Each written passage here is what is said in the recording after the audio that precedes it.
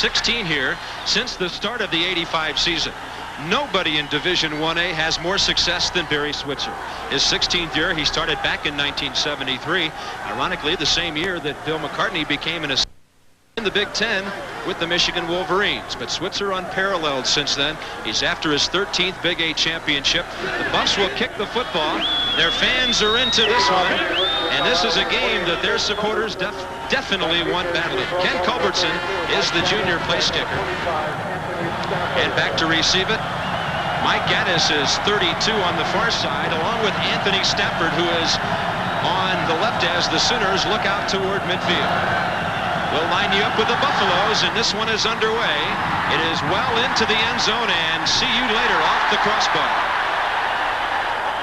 Let's meet the Sooners offensively.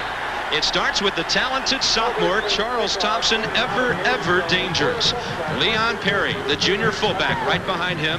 And then they use the bone with Anthony Stafford, the senior, and explosive freshman Mike Gaddis. Eric Boss is the split end. The other side, a tight end, is a converted defensive end, and Adrian Cooper. Mike Wise, a junior in the middle. The guards are sophomore Mike Sawatsky, a walk-on, and the three-time All-Big 8, Anthony Phillips. Tackles, Terry Manning, the sophomore and junior Mark Van Kilsbill. Here we go. Out across the 20 to the 25-yard line, Mike Gaddis, the freshman, who goes 6'2", 205. Here are the Buffaloes defensively. Starts with Tom Reinhardt. Great football playing family. Reinhardt a part of Arthur Walker and Cole Hayes, junior at the tackles. And on the outside, the great sophomores Williams and McGee, both out of the streets of Houston. The inside backers, senior Don DeLuzio and junior Michael Jones. They're young in the secondary. We'll have a look at those youngsters in a moment as Oklahoma will face a 2nd and 5. Thompson may be changing things at the line of scrimmage. He'll keep it and then pitch it. Gaddis has a first down up the sidelines, cuts inside, and he comes very close to going as he steps inside the Colorado 45-yard line. A 33-yard gain on Oklahoma's second play from scrimmage. And that's why number 32 will be active between now and the end of the season. This is no accident that the first two plays go to Gaddis. They want to get outside. You see they're breaking him down on the outside. They get around McGee. And now this is why they want Gaddis to have the ball. They say he's going to be the next great back at Oklahoma. Dion Figures, the left cornerback, a freshman, finally making the tackle. 1st and 10 for Oklahoma at the 42.5 of Colorado. Exploding through the line is Anthony Stafford. Inside the 30, free safety Bruce Young, a junior college transfer, the man who brought him down, a 14-yard gain, and already Colorado's secondary is making the tackles. 2 out of the first 3 plays, as you look at the linebackers, have been inside power. You see the fullback getting up in there, making a block, and Stafford is gone. That was Leon Perry on the linebacker. And a big block by right tackle Mark Van Kilsbill, the 6'2", 270 junior. Oklahoma with a first down at the 28, and ripping his way through again is Mike Gaddis. We talked about the youth of the Colorado secondary. They lost all 4 starters back there. Dion Figures, a freshman left corner. The right side, Dave McLuhan, is a sophomore. The safeties, Tim James, a sophomore, and Bruce Young out of Long Beach City College. He was a JC All-America there a year ago. They lost strong safety Mickey Pruitt, a 3-time All-Big 8 performer back there. It'll be 2nd and 4 at the 22. Gaddis already has 3 carries for 44 yards.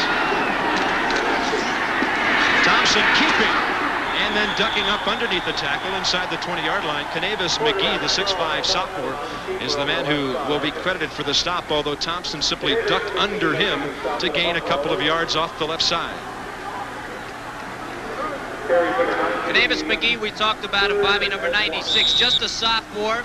On Cooper, the converted tight end. You see him holding off the block, doing a nice job, and able to react back inside. That's pretty good defense, keeping his feet. 2 tight ends for Oklahoma, Adrian Cooper and junior David Shoemaker. First man is the fullback, straight ahead for Leon Perry. Perry, the leading scorer for the Sooners with 6 TDs, 58 carries coming in, averaging over 5 yards a carry. So many weapons. How do you stop them all? Well, you don't. You just slow them down. And you know, Bob, I think one of the question marks here was the offensive line. Van Kilsbill and Anthony Phillips on the right side are doing a great job on the Colorado defensive front early. You might hear us talk later about Oklahoma not kicking a field goal all year. That last graphic is a reason why. On 1st and 10 at the 14, the pitch is outside, and a big hit put out there by free safety Bruce Young on the freshman Mike Gaddis, who's out of Midwest City, a suburb of Oklahoma City. Canavis McGee, number 96, Cooper, converted linebacker playing tight end, again keeping his feet, and now going to the sideline. This play's run into the boundary. Not many places to go for Gaddis. They're able to get their defense over and stop him. That's very important for Colorado, and a good job by that man. A gain of 3. It's 2nd and 7. Way out to the right, Eric Bross, the junior, split end.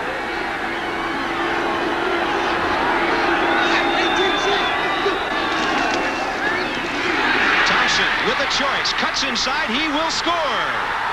Charles Thompson for his 6th touchdown of the year, and Mike Gaddis at right half, number 32, the freshman, with a big block to spring the quarterback. We're number one! We're number one!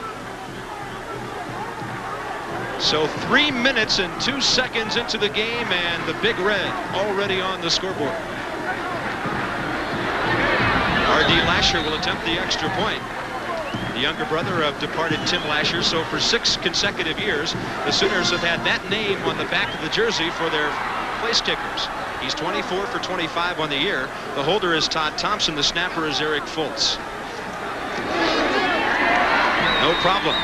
Oklahoma 7, Colorado nothing, 3:02 in. In order to stop this thing, you got to get defensive penetration. Look at Van Kiersbrook and Phillips.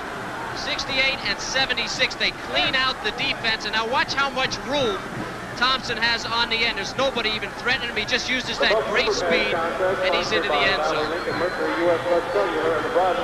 Oklahoma 7, Colorado nothing. We'll see the Buffs on offense for the first time when we return to Boulder.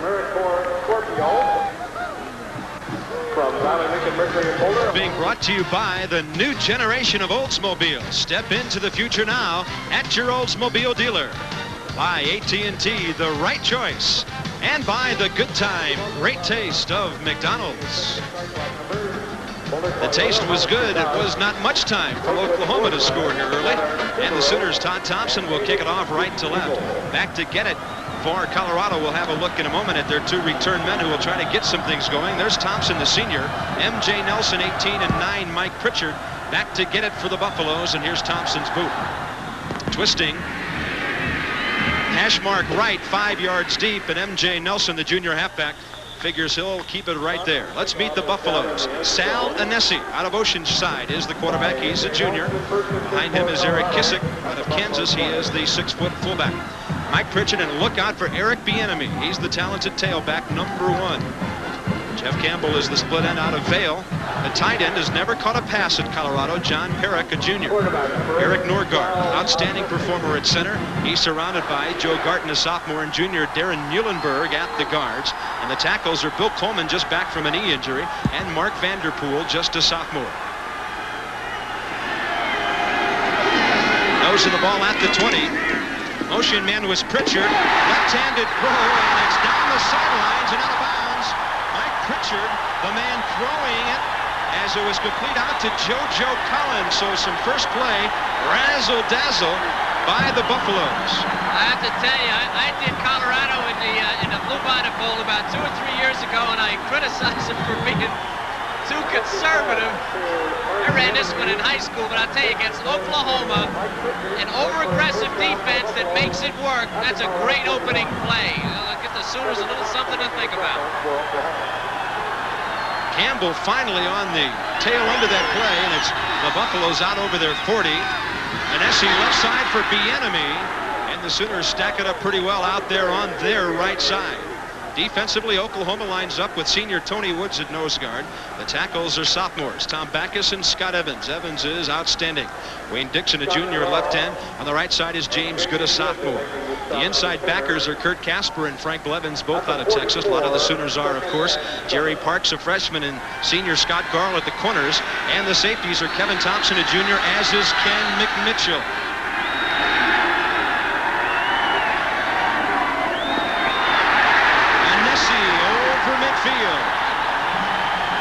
Scott Evans on the right side finally got him down, but the Buffaloes are moving the football. Vanessa is averaging just 3 yards a carry. Good yardage that time. Colorado loaded up, unbalanced here. These are 3 linemen right here. That's an unbalanced line. Here's the end, and they want to come right. Quarterback goes up over the middle. They make it work. This is something they've wanted to do against Oklahoma with the unbalanced line. You see, they outman them. Quarterback Anesi able to duck it up inside and make the play work. They will do that all night, Bobby. They'll try to make it work. One of the things that USC did to Oklahoma, one of the things that Oklahoma tried to do to USC was unbalance it, but the safeties came up and made the play. Let's see if Colorado can make that work against the Sooners. 3rd and less than a yard. Ball is at the 49. They need to get to just short of the 48, and most of the time on 3rd down, they'll sneak the quarterback, Sal Anesi. Tony Woods, the nose guard, meeting him, but it looks like the necessary yardage has been covered, and Colorado has another 1st down. The Buffaloes into this ball game averaging 281 yards rushing per game. Last year, they were number 4 in the nation, and they returned 85% of their ball carriers in terms of yardage from that team. But they changed their offense. They're out of that wishbone, and they're in more of a power eye, and we'll talk about that in a moment. Yeah, they've had a lot of names for it here, haven't they? It seems the accepted name of their offense is the eye bone. Sooners with an early touchdown on top. In motion, left side was M.J. Nelson. Flags fly as the Sooners came up. Anesi getting outside and finally racked down at the 40. Some problems on that play at the line of scrimmage. Kevin Thompson, the safety, came up to get him. And a good block by the tight end, John Perrick.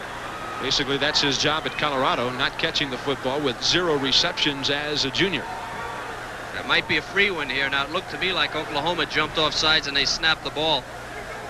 And then Onesi took it outside, but it looked to me like it might be a free one here for Colorado. 85, Tom Backus was the first man across the line. Now you can see Bill McCartney is a little upset. They're saying that the Buffs drew him off. Coach McCartney took this job 7 years ago. Set a timetable for himself that he said didn't make a whole lot of the folks happy here in Boulder. He said it'll take 7 to 10 years to compete with the Oklahomas and Nebraskas. He'd like to win a conference title in the next 2 seasons. Dead ball, offense within the neutral zone. 5-yard penalty, 1st and 15. Number 84, Jeff Campbell. You can see there's the movement, defensive line jumping after they see it in their peripheral vision, so it is on Colorado. Good call. One of the keys for Colorado is to keep the Oklahoma offense off the field, and that is a major responsibility for the Buffaloes offense. Everyone that faces Oklahoma has that problem. So it'll be 1st and 15 at the 47, exactly 4 minutes in. Buffaloes have scored very early 4 of the 6 times. You ask who the opponents have been: Fresno State, at Iowa, Oregon State, at Colorado State, Oklahoma State here. A 20-point hammering the Buffaloes suffered on a day when they turned the ball over quite a bit. And then a rather lackluster 12-point win at Kansas a week ago. We'll see if they can score on an opening drive against a powerful Oklahoma team that matches up pretty well against rushing attacks. Only 107 yards per game given up by the Sooners. Anesi out left side, caught there, and there's the first collegiate reception from the tight end, John Perrick. He's a 6'6" junior from Granada Hills, California, and he's finally glad he made the trip. Perrick, Bobby, I think Perrick, that catch only for 4 yards, but it's an important catch. And look how small Anesi is. This is one of his problems. He's 5'11". They say he plays at 5'8". I guess that's not good. Perrick making that catch will make the secondary think a little more. He hadn't caught one all year, as Bob said. But because of the way he does play, that's why you'll see the ball go out to the side. He's got better vision out there, and it's 2nd and 12. Here comes Bieniemy. Inside the 40, down near the Oklahoma 36. Wayne Dixon, the left defensive end, had a long run to stay with him. Bieniemy coming in, averaging 6 yards a carry with 7 touchdowns. Richard Dillon, the better of the linebackers, is not in the game for Oklahoma. This is a draw play. And you can see as the linebacker Blevins starts to shift left, he's reading it differently, and here comes Bieniemy, and you don't want this guy in the open field, and that's why. Look at the moves on this kid. Now, he is small. He's just about 5'6" or 7", but he's 190 pounds and very tough. Good work up front by center Eric Norgard. 1st and 10 at the 36. Anesi outside. Bieniemy trying to cut upfield, and an outstanding play by the right corner, senior Scott Garl. Garl came up quickly and wrapped him up. A gain of about 2.5 yards or so. They're inside the Oklahoma 35-yard line. Clock stopped with 9:13 remaining in the first quarter. Sooners on top 7-0 on the early untouched touchdown jaunt of Charles Thompson. Coming into this game, Colorado felt they needed to throw the ball 20 times. If you follow the Buffalo program, that's an outrageous amount of pass attempts, but they believe they need to mix it up against Oklahoma. Motion man is Mike Pritchard. Anesi out to the right side. Completely open is JoJo Collins. Inside the 20 of Oklahoma. Collins, a 6-foot senior. Jerry Parks, the left corner, finally got him out of bounds. But the passing game mixed in with the eye bone for Colorado. Muhlenberg and Vanderpool, look at the job they're doing, and the block here cutting the guy off his feet, and this gives Anesi enough time. Look at how free he is. No pressure from Oklahoma, and a good throw by the little left-hander, wide open receiver, but the guard and the tackle made that play, doing a nice job on the line. First down at the 18. Again motioning is Pritchard, and Eric Kissick, the fullback, nearly running into Anesi. A lot of excitement in the ballpark here tonight, especially on the part of the Colorado fans. And to the sidelines, here's Chris Fowler. Okay, Bob, I'm here with the undefeated Lucky Colorado Cake. Now, here's the story. Every year since 1982, for one game, Tom Apke and Ralph Patterson, who used to be head basketball and assistant basketball coach here, now at Appalachian State, have sent a cake to the CU football coaches, and every time they sent the cake, Colorado has won. Now, here's a look at the 6 games, the 6 cake games, the 84 Iowa State game, the only game they won that year, and look at the Nebraska game. Back up to you guys.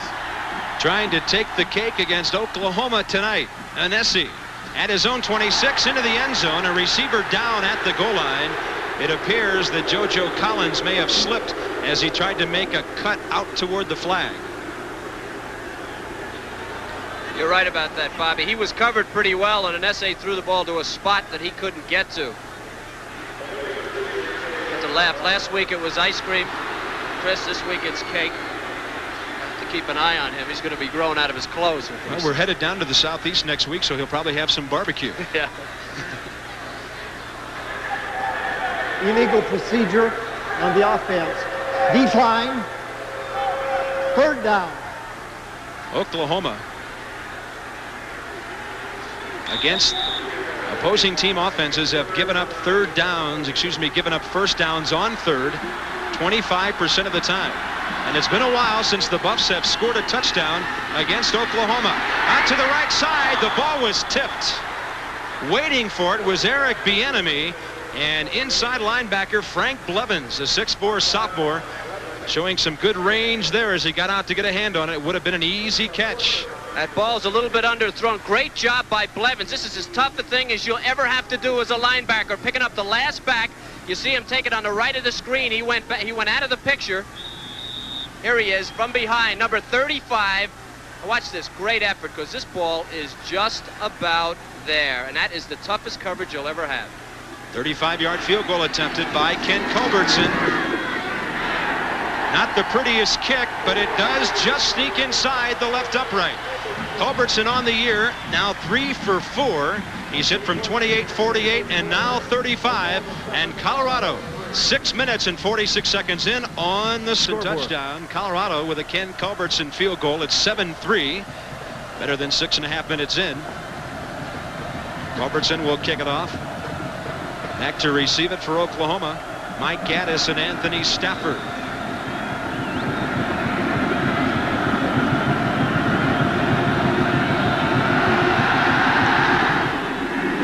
This is a higher and shorter kick. It comes to Stafford at his 15. Straight ahead, he cuts to the right, and he's just over the 30-yard line. So the Sooners will have decent field position getting started right in the middle. And let's summarize both scoring drives for you. The Sooners took just over 3 minutes to go 80 yards in just 8 plays. Charles Thompson capped it with the 11-yard run, and then the Buffaloes chewed up better than 3.5 minutes. It's a big drive by Colorado, Bob. Their defense coming back on the field would have been demoralized, but now they know their offense can move.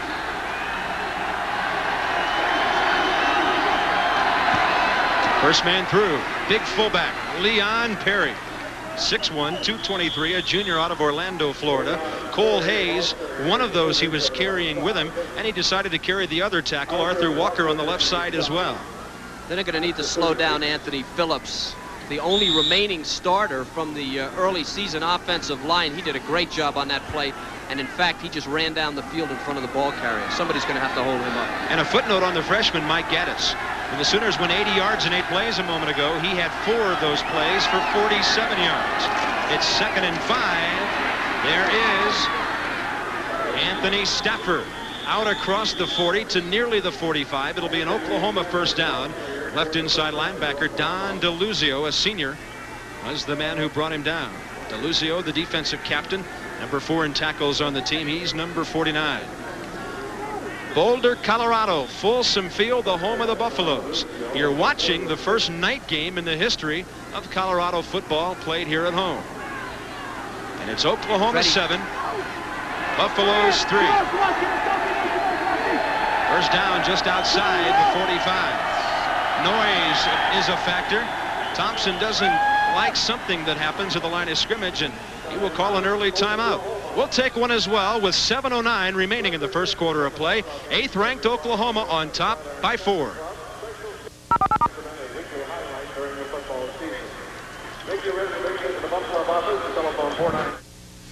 Hi. I've been looking all over for this terrific video cassette I heard about. It's called The All-New Not-So-Great Moments in Sports. There's scenes where Darryl Dawkins renovates NBA backboards. That's a fantastic video. The all-new Not-So-Great Moments in Sports is 45 minutes of the funniest film I've ever seen. Great, so you have it. No store has this version, but you get it free with your paid subscription to Sports Illustrated. You get 25 weeks of SI, including the Pro Football Preview, the beautiful swimsuit issue, the Summer Olympic Special issue, the commemorative Olympic pin set, And the all-new Not-So-Great Moments in Sports? You get it all. Just call Sports Illustrated's toll-free number, and you'll get SI for over 47... The best wishbone quarterback he's ever seen. And I agree with him. And what they call a tragedy, Barry called it that this morning. Coming off last year's knee injury, he now has an ankle injury. He's not the player he once was, but when he was right, he was absolutely the best. Here are some speed figures for you. Holloway used to run about a 4.740. With the knee injury, went up to about 4.85. With the ankle now, he's at about 5 seconds. That's quite a difference from Charles Thompson's 4.35 in the 40. Mike Gaddis across midfield and out of bounds just outside the Colorado 45-yard line. Big yardage for the Sooners, who will have short for another first down as Canavis McGee, the 6'5 sophomore out of Wheatley High School in Houston, the outside linebacker, is the man who caught up with him. Sooners have run actually less option tonight than I'm used to seeing them run. They're running a little more power with Gaddis, but the philosophy of their offense is they always want to get outside. 2nd and 1.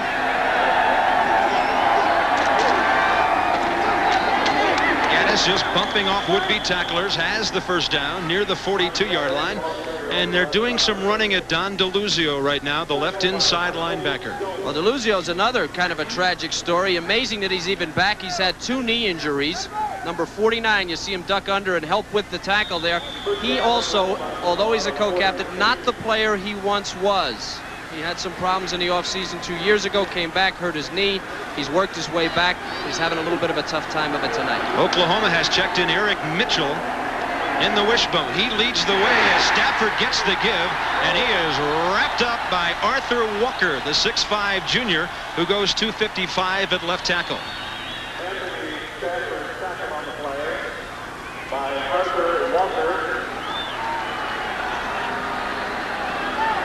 Arthur Walker coming off a sprained knee. He missed the Oregon State game. Bill McCartney glad to have him back.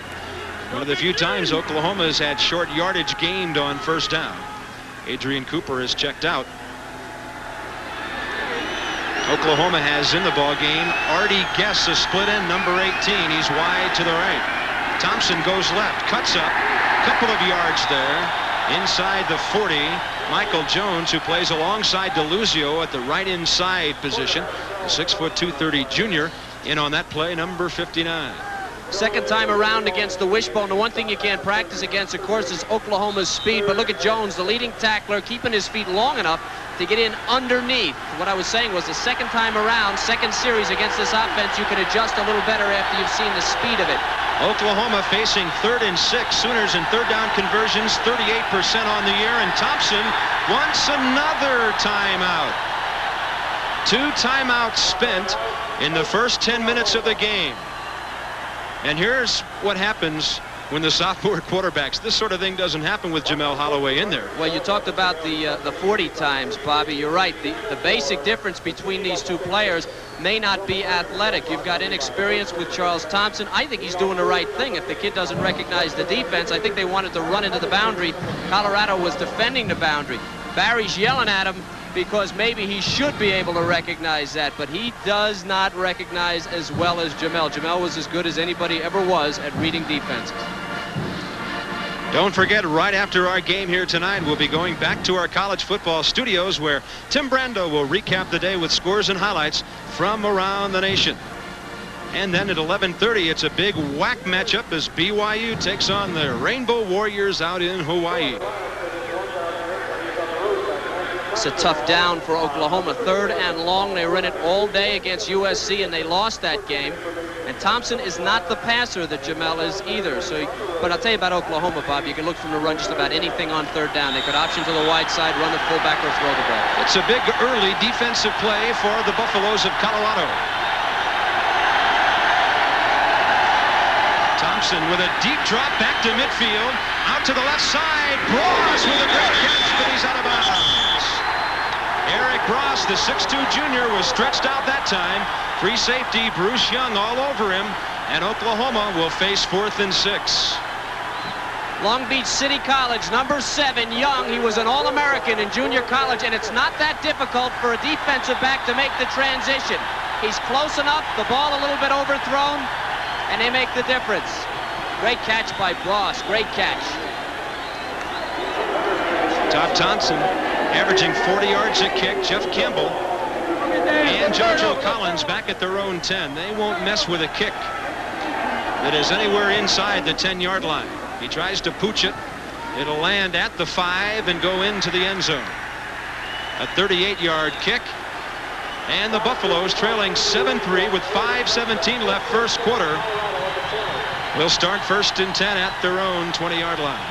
Bill McCartney started here in 1982. Told the folks it would take 7 to 10 years. Well, we've divided it up from 82 to 84 with the tough times, 7-25-1, a bit of respectability after that, and now aiming for the top 20. And of course tonight is a major step. He said this would be a major disappointment in his life, Bill McCartney, if he did not win this game. Colorado believes they can win this one. JoJo Collins split out wide to the left. Anesi looking out that way, and he gets the pass circling out, and there's Mike Pritchard across midfield, down inside the Oklahoma 30-yard line. It took Kevin Thompson, the safety, to knock him out as the Buffs play it big on first from their 20. 52 yards. They've had number 9 coming out of the backfield now block, and they send him deep. He beats the linebackers. You see it. Now I want you to watch number 16, JoJo Collins, a backup wide receiver right there. Boom. Great block. And Pritchard all the way down inside the 30-yard line. This is a different kind of Colorado offense than Oklahoma's used to seeing. Collins, a big block on Jerry Parks, the left corner. First down inside the Sooner 30. Anesi is 4 for 6 in the passing department. The enemy with a pitch outside, inside the 20, down to the Oklahoma 15.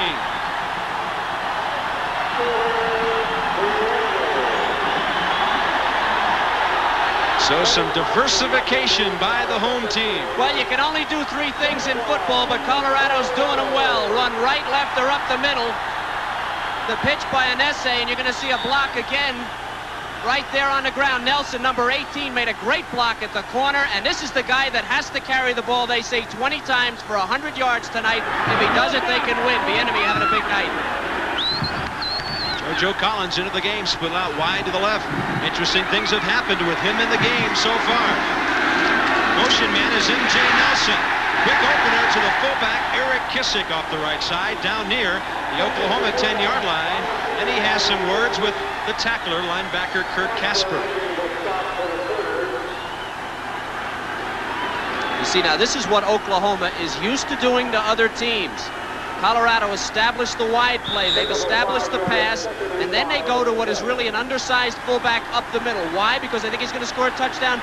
No, because they're keeping him honest. And that really is the philosophy of the wishbone, and the Colorado's eye bone, or whatever you want to call it, is basically the same thing. Good yardage on first down. It's 2nd and 5. An essay left side trying to cut back against the grain. And he's hit by about 5 Sooners. Wayne Dixon, one of the first there, number 34. The left defensive end. That time Oklahoma, a good job of containing the play and not letting the Buffs get outside. It'll set up a play of around 3rd and 4. Colorado this year, 3rd down conversions have been pretty good, up around 40%. We'll call it 39. Jeff Campbell is checked out of the ball game. JoJo Collins is in and will put you in the end zone behind Oklahoma.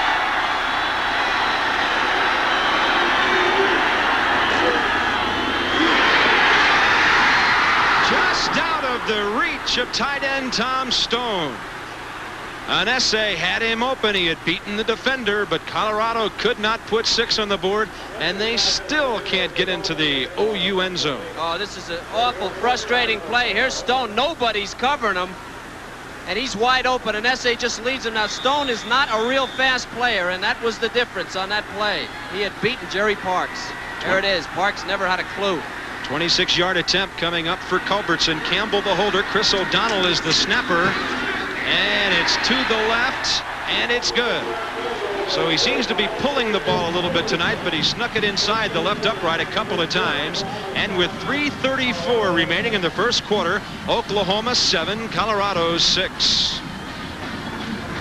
In the Big 8, the Buffs are 1-1. Having beaten Kansas last week after the disappointing 20-point loss to Oklahoma State. Ralphie 3, actually a female on the field on the heels of that score. And so it's 7-6 Sooners, and to the sidelines. Here's Chris Fowler. Okay, Bob, Oklahoma halfback, the freshman Mike Gaddis, has been taken to the locker room. Trainers and doctors are examining his neck. They say it's not a serious injury. He looked to be in some pain as he walked off, but the trainers say he should be able to come back. Bob. That's why we saw Damon Stell come on. We saw Eric Mitchell, who averages about 14 yards every time he touches the football, come in to spell Anthony Stafford. It's not like Oklahoma has an empty barn back there when one of the thoroughbreds is injured, but obviously concerned about Gaddis. Gaddis is a true thoroughbred, though. He's a little bit a cut above some of the other backs. They feel that speed-wise, this backfield is as good as any they've ever had. And, folks, if you know Oklahoma, you know that's a pretty good statement. So now it's number 5, Glenn Milburn, a freshman running back at the goal line, joining Anthony Stafford as the Buffs hold helmets high. They trail by 1. 5 yards deep. Stafford says no way. Oklahoma will start 1st and 10 from the Sooner 20-yard line. Be sure and be with ESPN tomorrow at 11:30 a.m. Eastern for NFL Game Day. Chris Berman, Tom Jackson, Pete Axthelm, and John Saunders host the most comprehensive hour in the NFL. Then at 7:15, they're back with highlights of every NFL game played on NFL Prime Time. And it all starts, as far as our regular season coverage, next Sunday, 8 p.m. Eastern, the Redskins on the road against the Oilers. Tonight, it's prime time college football. Charles Thompson with a touchdown tonight, leading the Sooners. Oklahoma 7-6, 3.5 remaining first quarter.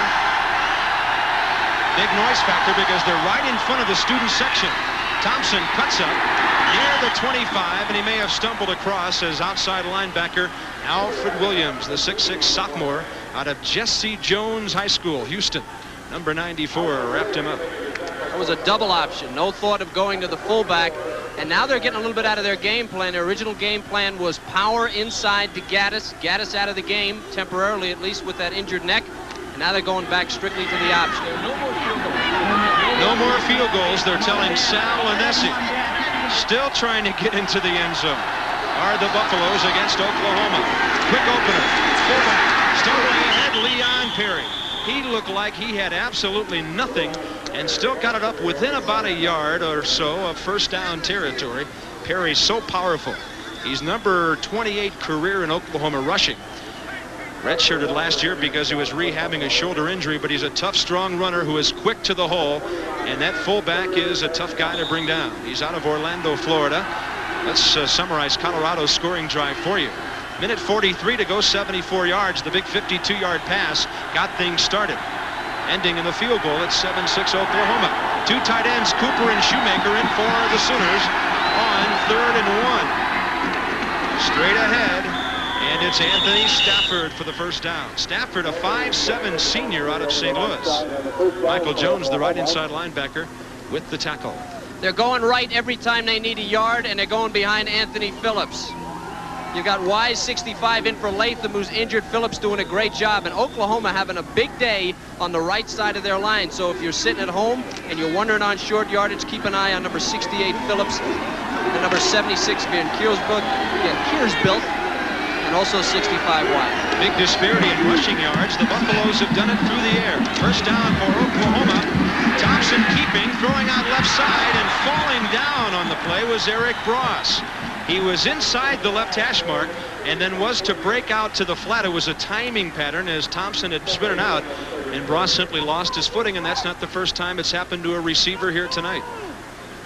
They say on this field, Bob, that it coming towards us, it's slick on a wet, cold night. Of course, it's not wet and cold, but we're not down on the field either. There is a difference going towards the press box as they were on that play versus going the other way. It's because of the grain of the artificial turf here. It happens to lean a little bit. 2nd and 10 at the 33.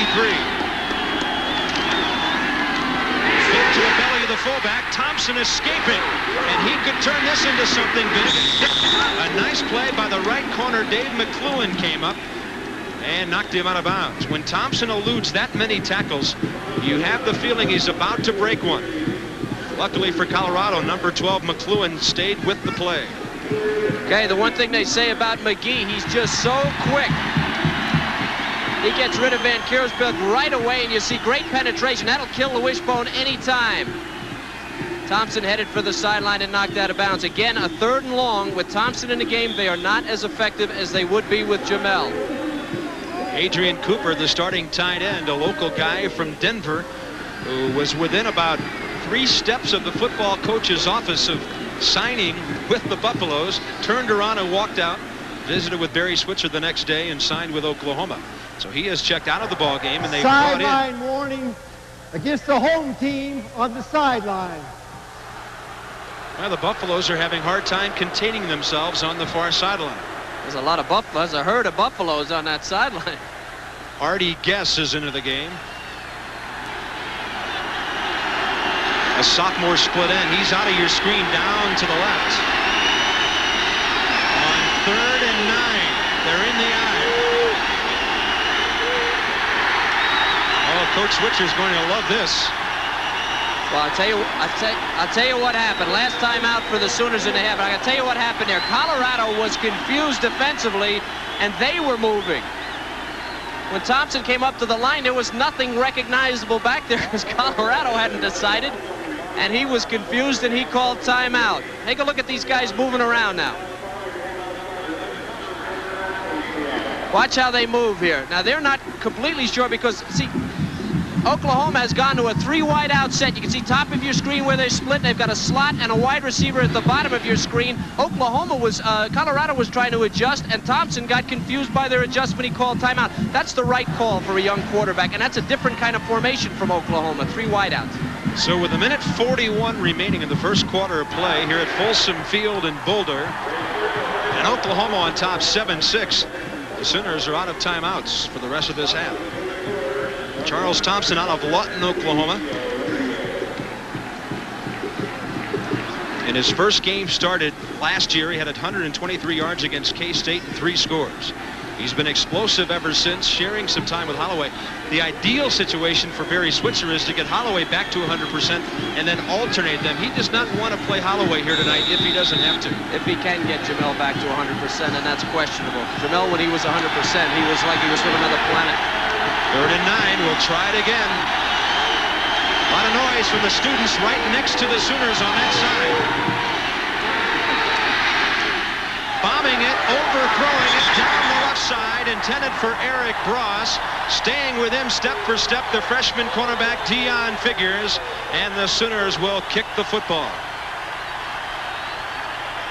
Figures does a great job here. This is just straight man coverage on Figures, and what they're doing, they're playing that run so they can't get the draw play, and Figures close enough. Thompson is not a precise passer. The ball way overthrown. Todd Thompson kicked it 38 yards last time. Back to receive Jeff Campbell and JoJo Collins. Collins, the deep man, at the Colorado 25-yard line, and it's a beautiful spiral that'll send him inside the 10. Great coverage on the special teams. The Sooners get a good tackle there from Chris Wilson, a freshman linebacker, number 30, with action on the special teams. So a big turnaround in field position there, and Colorado will be very deep. Adrian Cooper, we talked about him starting at tight end. Well, what about the guy he's replacing? The All-American. Keith Jackson. What you see here is under the red helmet, 4 years at Oklahoma, 62 receptions in 7 games with the Philadelphia Eagles of the NFL under the green helmet, 42 receptions. So he's 20 short in just 7 games. He was a great blocker and a big play tight end, as you see by the touchdown figure.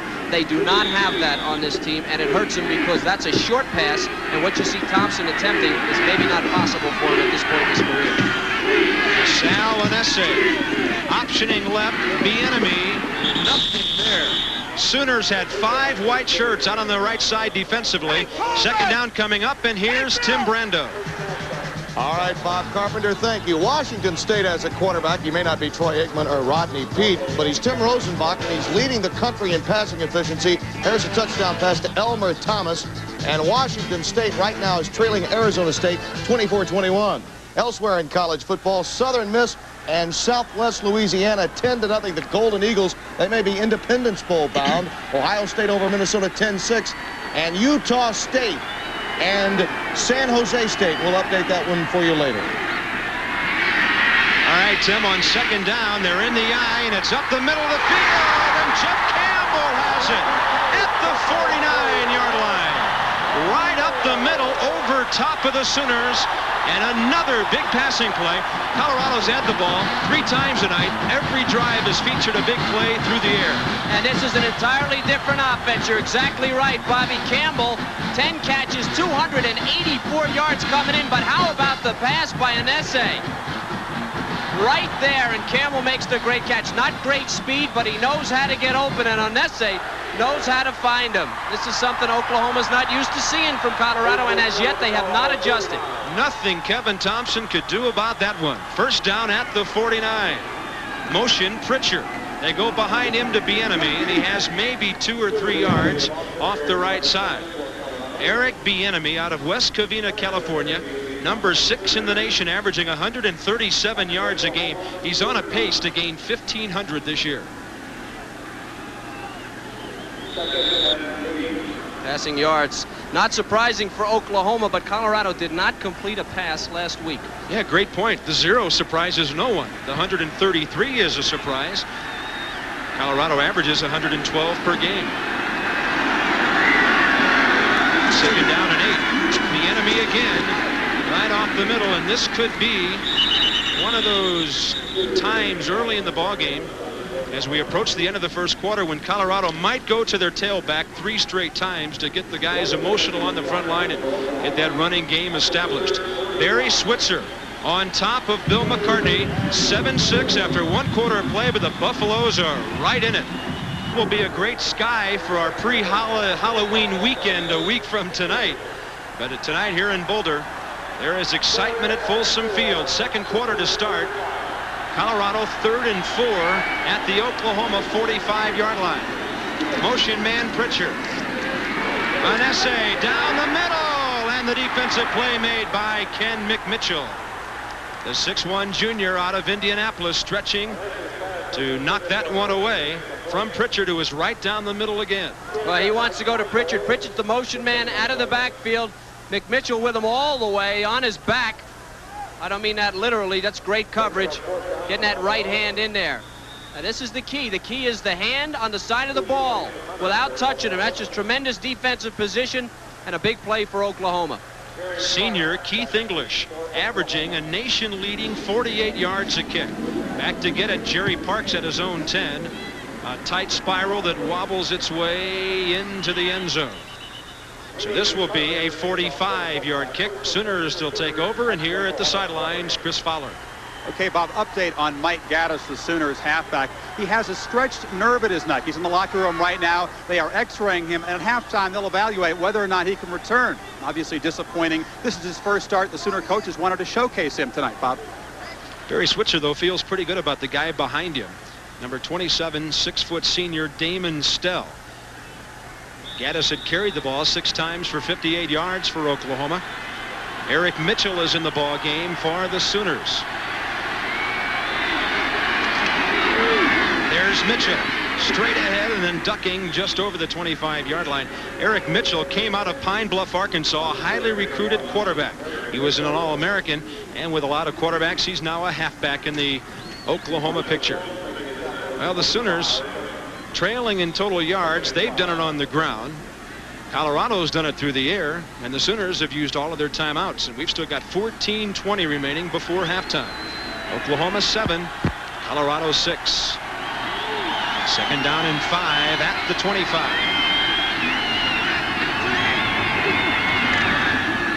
A fake to the fullback, option in motion, and out over the 30-yard line for a first down is Charles Thompson.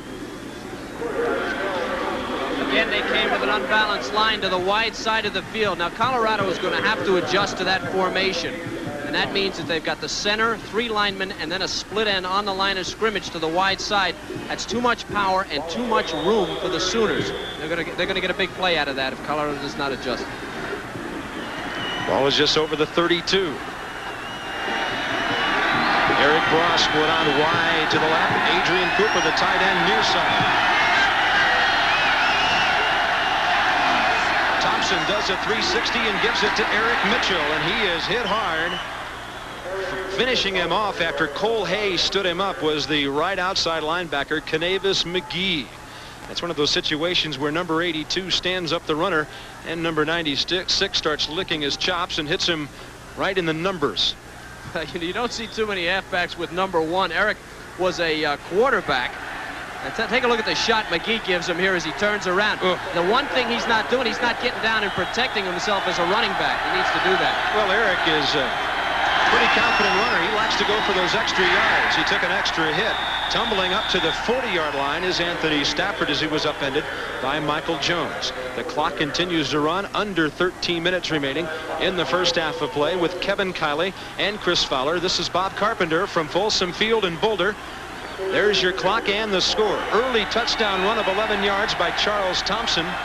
Just 3:02 into the first quarter gave Oklahoma the lead, and then field goals of 35 and then another one of 28 by Ken Culbertson. Carl Cabanis is in the game, split end left side for Oklahoma on 3rd and 2.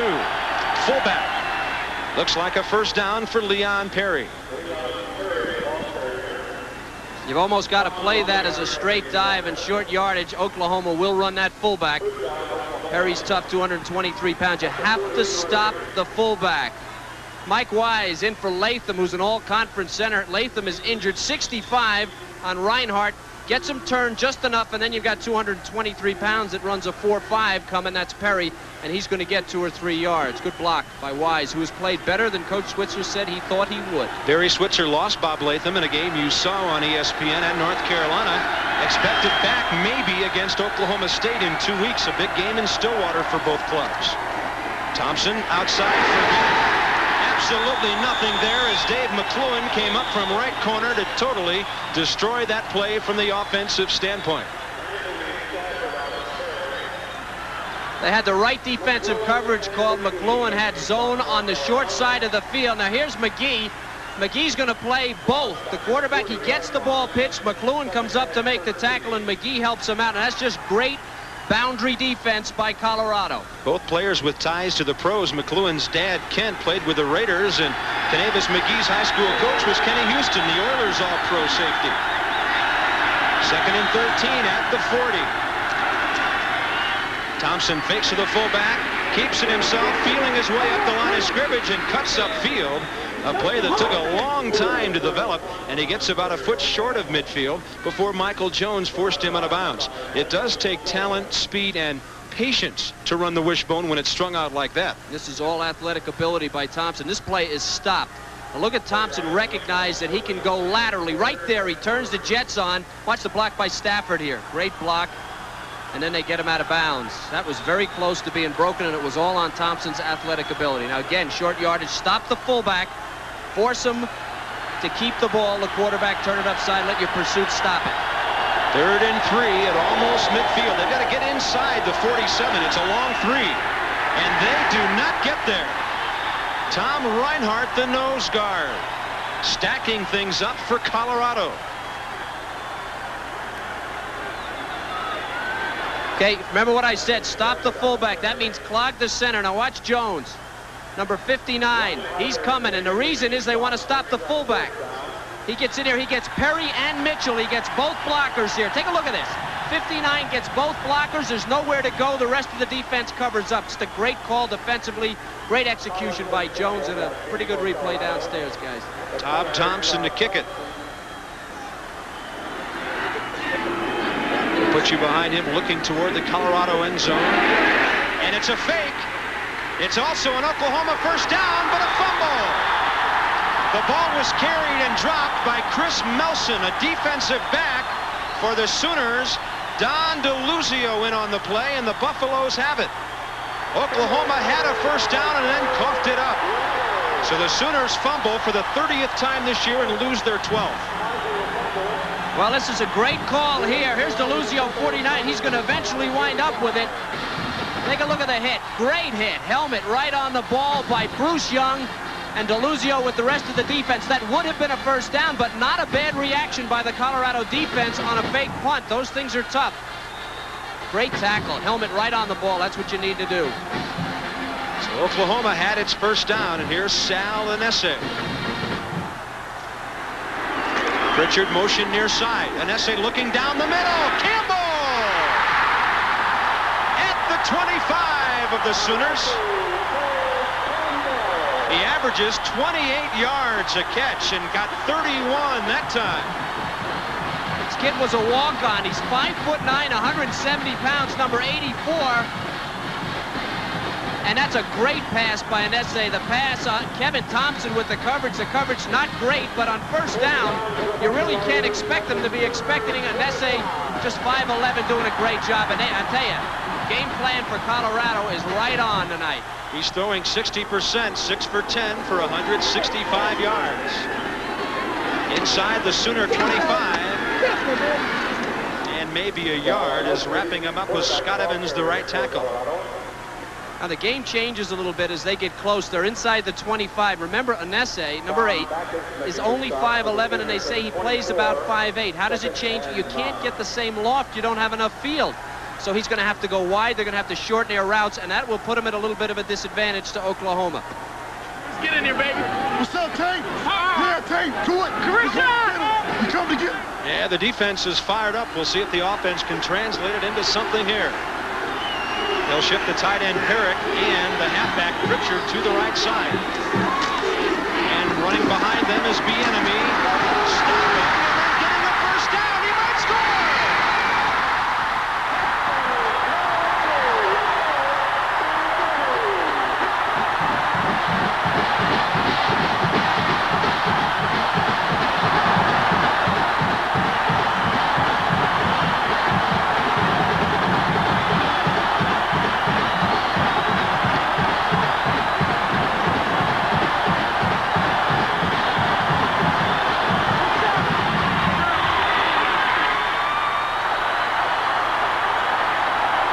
Something that had not happened since 1984. A Colorado touchdown against Oklahoma.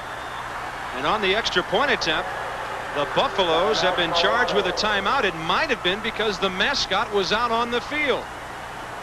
Something that tempers the celebration just a bit.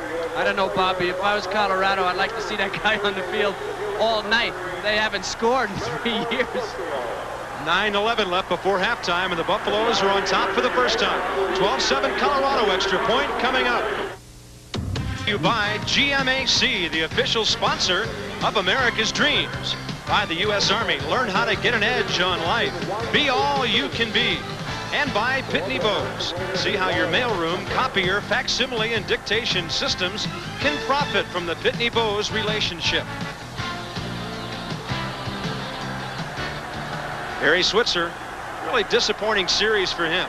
His team on a fake punt gets a first down. Gives up the football. Colorado scores, and now the Buffs go for two. Anesse will throw it. Other side, easy for John Perrick. The tight end earlier tonight caught his first pass as a collegian, and now he gets his first points. Barry Switzer's team now trailing Colorado for the first time since 1976. Very similar play on the two-point conversion to the one that didn't get to Stone. They fake play action this way, and remember the tight end early in the game, wide open Stone. This time it's Perrick. There's nobody there. Oklahoma's left him alone. 2-point. Let's take a look at the touchdown. I'll show you the guy that made this play. Bieniemy ran it in, but Muhlenberg, the right guard, is the guy. He's going to head out that way, and he winds up picking for Bieniemy. Watch number 63 go all the way to the sideline and keep his feet. That's the key. Occupies two guys. Bieniemy uses him as a pick down the sideline for a touchdown. What a great stop and change of direction this was by Eric Bieniemy. His 8th touchdown of the year. Colorado gets that TD they've been coveting for so long and lead 14-7. I never dreamed I'd join it. Here in the second quarter, Colorado on top of Oklahoma with 2 field goals, a touchdown, and a 2-point conversion. It's 14-7.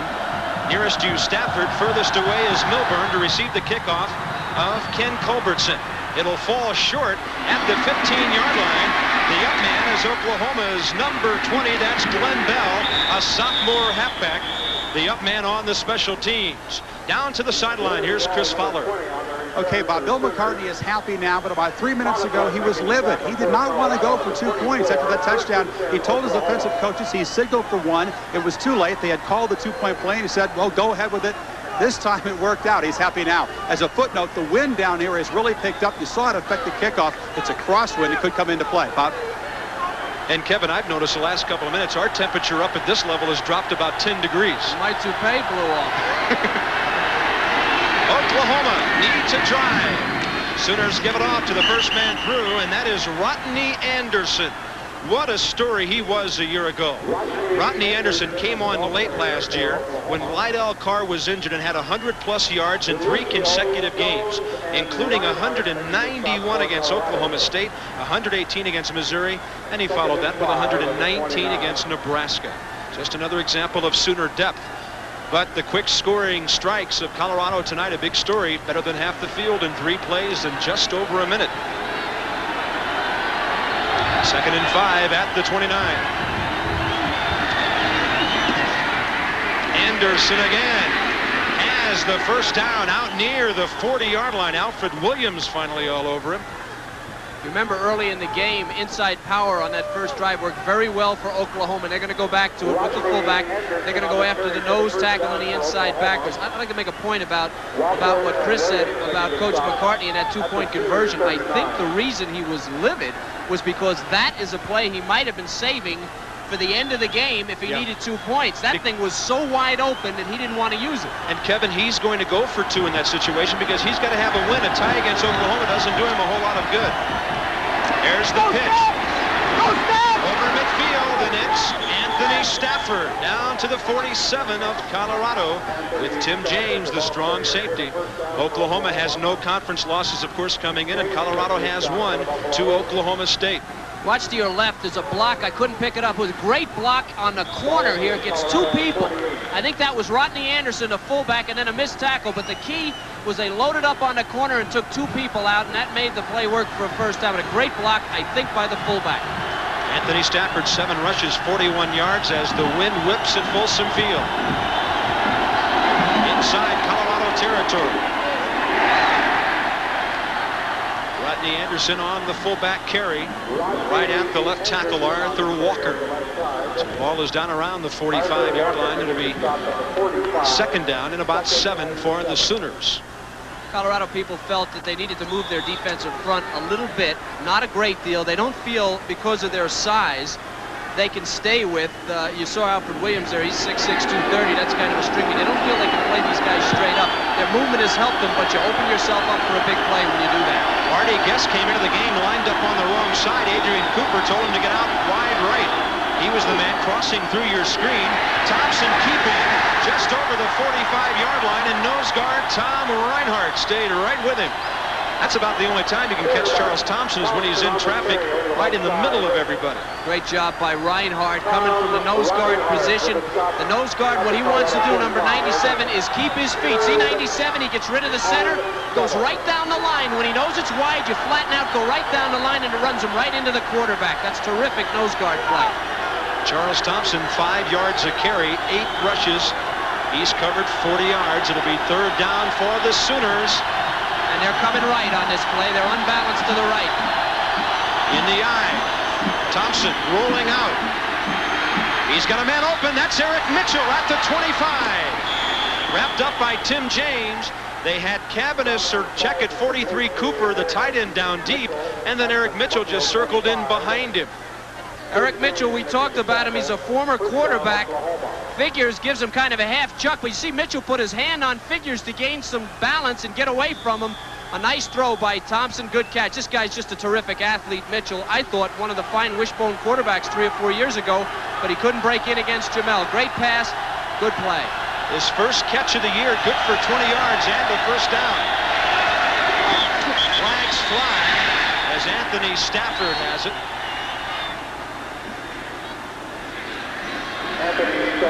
Tom Reinhardt in on the stop, and we'll check the flag. Reinhardt and Jones making the stop. Penalty marker, dead ball foul. Illegal procedure,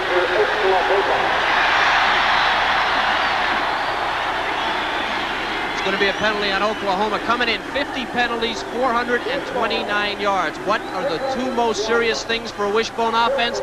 Penalties and turnovers. You don't want long yardage situations. Sooners averaging 71 yards in penalties per ball game.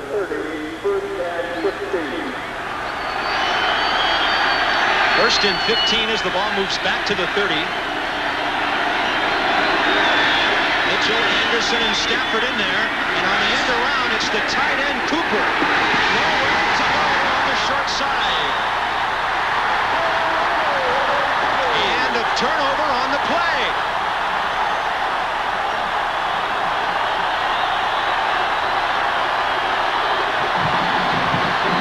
They're unbalanced to the left. They had been running to the unbalanced line. This is a reverse back to the short side. Watch Canavis McGee playing on the short side. That's Van Kiersbilk. He gets his hands on him. This kid's a sophomore playing against a great offensive lineman, and now he's got his hands on the ball, and it's loose. That's Cooper. Michael Jones picks it up. Again, they're coming back to the short side against an unbalanced line. The key here is 96, McGee. The ball is loose, and now that pursuing defense picks it up. Turnovers and penalties. You got a turnover, penalty to play before. That's tough on Oklahoma. They've got to clean it up. Sooners have coughed it up twice tonight. And essay to Bieniemy, who's over the 35, out to the 38-yard line. Ken McMitchell, the junior safety, wrapping him up. Oklahoma had some good safeties to replace. All-Americans Ricky Dixon and David Vickers, playing a couple of juniors back there, and Bieniemy goes to the sidelines hurting. Yeah, he got hit in the ribs. He's out of breath. That's what he's telling people. McMitchell did a terrific job on that play, all by himself, fighting off a blocker and able to get Bieniemy down. That's just a great secondary play, too. There he is, number 12. McMitchell, along with Scott Garl, 49. J.J. Flanagan, a 5'11 junior, spelling Bieniemy at tailback into the game. Buffs on top, 4:40 left in the first half. Out over the 40-yard line, that's Flanagan out of Pomona, California. You'll see a lot of these so-called skill people of this Colorado team heading for the mountains from the West Coast. Yeah, that's right. Flanagan is a kid that wanted to transfer. Coach McCartney changed the offense because he wanted to get the ball to his I-backs, or he wanted to have an I-back, so they went to a power I. Flanagan felt well, I'll get the ball more. He's still here, and he can run. He's not a great inside runner, but if he gets it on the perimeter, look out. He's as fast as anybody dressed in white out there. It's third and a short 4. An essay. Intercepted. Down the sidelines is Jerry Parks. Looked like the receiver may have turned a little bit too late, and the ball was a bit outside, and Parks with his 3rd interception of the year. Oklahoma coming in, 12 interceptions on the year. An essay, a very poor pass. He turns, he looks. This ball is just not on target. It's right to Parks, who's standing between 2 receivers, and Jerry's been around. He knows which way to go with the ball. That's a big turnover for Colorado and a great defensive play. Two consecutive secondary plays by Oklahoma, and the secondary has played very well for him. So Parks with his 3rd interception of the year. Just a redshirt freshman out of Fort Bend, Texas. The Sooners have really saluted their secondary coach, Bobby Proctor, in the way their young defensive backs have played this year.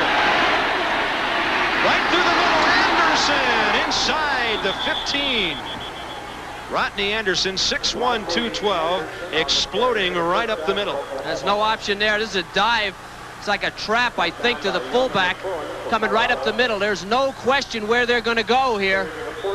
They hand it right to Anderson, and Anderson is loose in the secondary. And Oklahoma, once they get a turnover, they are very capable of getting in the end zone quickly. Rodney Anderson, 4 rushes for 34 yards. First down at the 14. There he is again.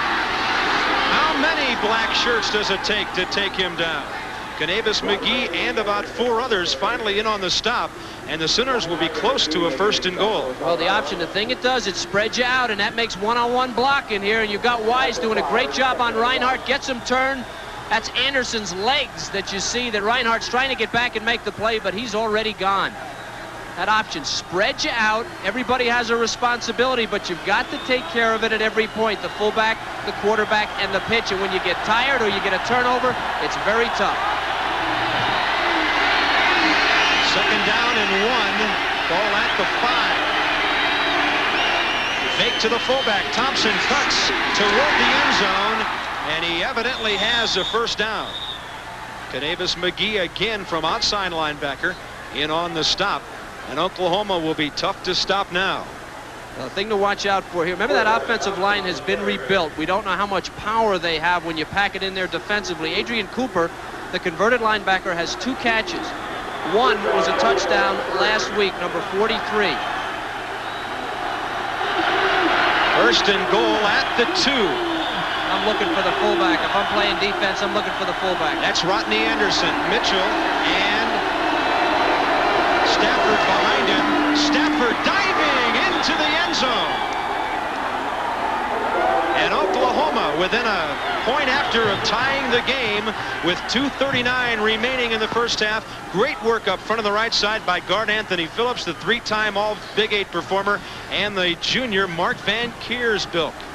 He's the tackle. Very impressive drive there, Bobby, from a championship team. And these guys, they've been there before. They get a turnover, and they just pounded it in. I tell you, that drive reminded Sooner fans of some of those 4th quarter drives against Nebraska in recent years. That's the way they've done it. R.D. Lashar, 25 for 26 on the year. A sophomore out of Plano, Texas, drills it through. And 2:39 from halftime, a tie game here in Boulder. This is straight power. Watch the fullback. They're going to follow the fullback. Here comes Anderson. He gets Jones, the linebacker, just buries him, and then he's airborne. Barry Switzer knows this is a big game with Oklahoma State and Nebraska still to come in quest of a 13th Big 8 title.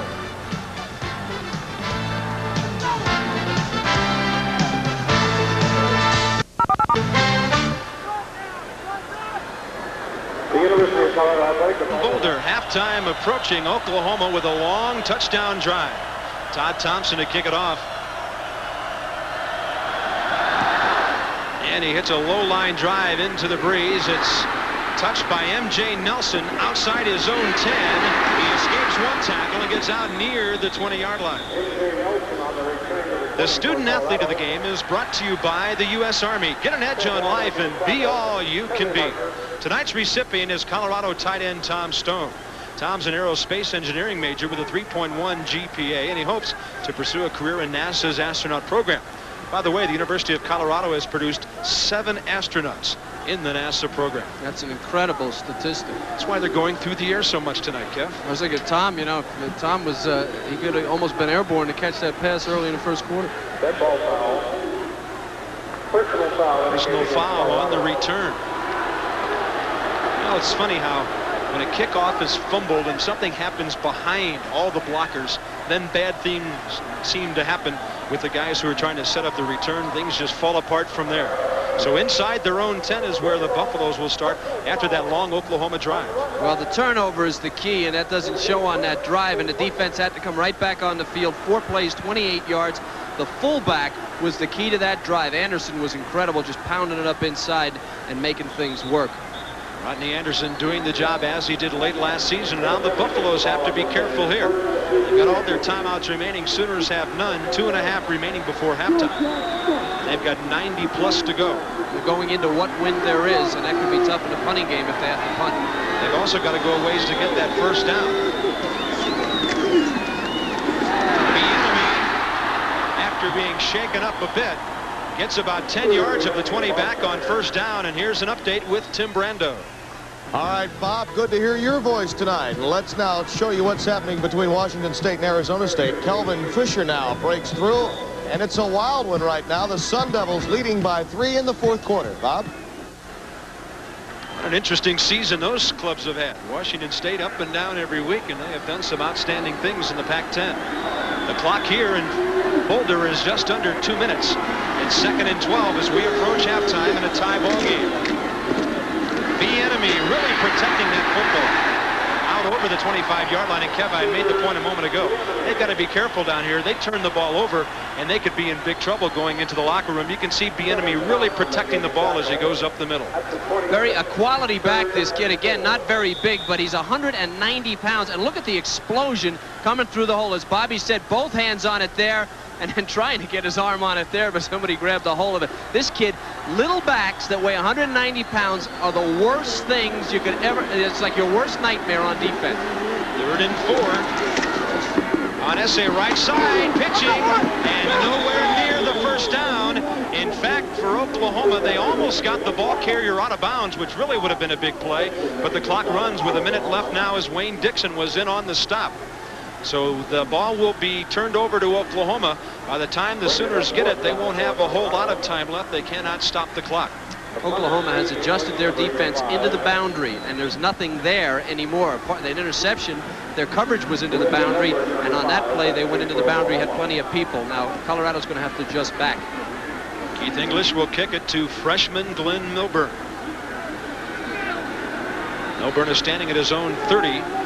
Clock continues to run while they sort things out.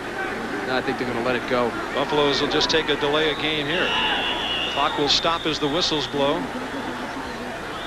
And the clock operator milked about another 2 seconds off that one after the whistle blew with 26 seconds remaining. Now it reached 24. Delay of game on the offense. So we're approaching halftime here, and Tim Brando, Bino Cook, and Lee Corso will check in with scores and highlights from another busy Saturday in college football. You gotta like the way the Fighting Irish responded today after their emotional win a week ago as they took care of Air Force today. Ken McMitchell now has joined Glenn Milburn back to receive the kick, as Colorado will lose 5 yards, but that doesn't mean a whole lot with the leg of senior Keith English. By the way, for 3 years he was the understudy to 2-time All-American Barry Helton, who's now with the 49ers. So they've had great kicking games here in Boulder in recent years. Tie game, 24 seconds before halftime. Sooners setting up for the return, rushing only one man. Long kick to the 29. Milburn just stopping. And the clock shows 13 seconds remaining. A 50-yard kick. Watch Steve Lee, number 81 for Oklahoma. Tell me he can't block this punt. He stopped short. Steve Lee, 81. He was right there. And he never even laid out for this thing. Watch him come right up the middle. Nobody blocks him. He just never tried to block it. He was right there. That'll be a tough one to explain. Well, somebody later in the game, look out for that, because they're going to have to block the guy up the middle. That's the easiest way to block a punt. And they were there. Charles Thompson throwing the football this year. Came in 7 for 22 for 65 yards and 3 interceptions. Only a 32% passer. And Oklahoma, after getting that turnover and the touchdown, will be content to go into the locker room with a 14-14 tie. That's the first half story from Folsom Field in Boulder, Colorado. Sooners struck first, Buffs came back strong, and Oklahoma equalized. And back to the studio with Tim Brando. All right, Bob, thank you. Well, it is obvious that things have indeed changed in the Big 8 by virtue minutes. Well, our offense has played pretty well. We made a couple of mistakes, a couple of calls went against us that I talked to officials about, but that is behind us. We got to play 30 minutes. We knew it'd be this kind of ball game, and the crowd's into it pretty good. We got to win the second half, obviously, and I think we can. You surprised Colorado's been as good as they have on offense? Well, they've had the big play. They've big played us to death, and they've had a hot hand. 84's got a hot hand. Sal did a good job, but I kept thinking we were way behind, but we're still ahead in the ball game, and now it's tied, so I believe we'll win it. Okay, thanks, Coach. Bob? Oklahoma always believes it'll come out the winner, and they've got enough to handle from the Buffaloes of Colorado here tonight. Bobby, you got to love Barry Switzer. He come right out and tell you, I think we'll win this. Sure. Well, it's that kind of attitude that takes you to national championships and 12 bowl games. He's proven it. Todd Thompson kicking off, second half underway, a long kick about 7 yards deep into the end zone, and Mike Pritchard says, let's stop it right here. Buffs at their own. Indeed changed in the Big 8 by virtue minutes. Well, our offense has played pretty well. We made a couple of mistakes, a couple of calls went against us that I talked to officials about, but that is behind us. We got to play 30 minutes. We knew it'd be this kind of ball game, and the crowd's into it pretty good. We got to win the second half, obviously, and I think we can. You surprised Colorado's been as good as they have on offense? Well, they've had the big play. They've big played us to death, and they've had a hot hand. 84's got a hot hand. Sal did a good job, but I kept thinking we were way behind, but we're still ahead in the ball game, and now it's tied, so I believe we'll win it. Okay, thanks, Coach. Bob? Oklahoma always believes it'll come out the winner, and they've got enough to handle from the Buffaloes of Colorado here tonight. Bobby, you got to love Barry Switzer. He come right out and tell you, I think we'll win this. Sure.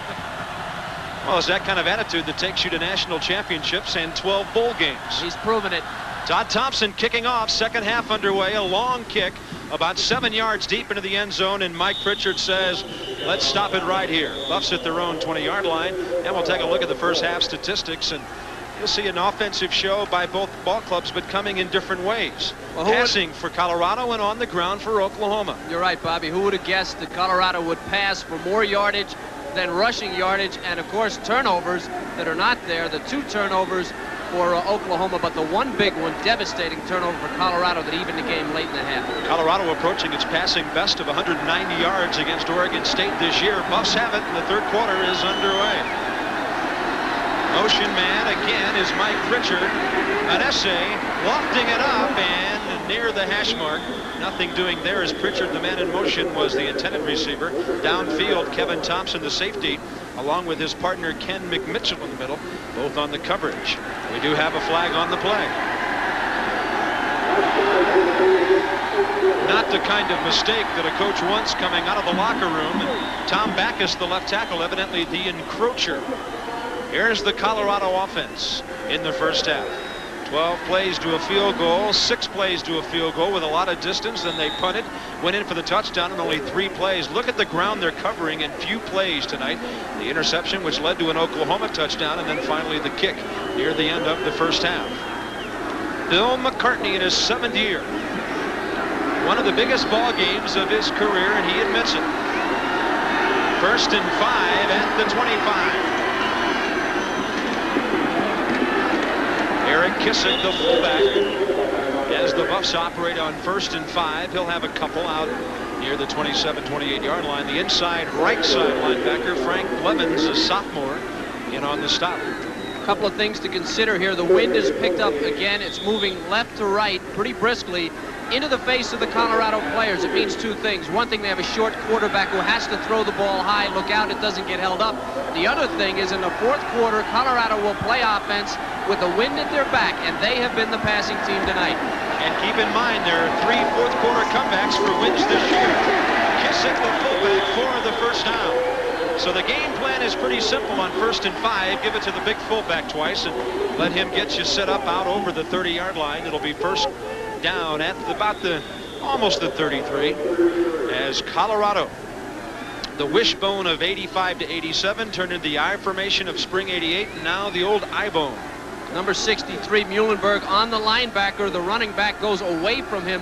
The hole that he vacated, it worked. Richard in motion. Anesse under pressure, flushed out, up the middle, caught. Jeff Campbell again.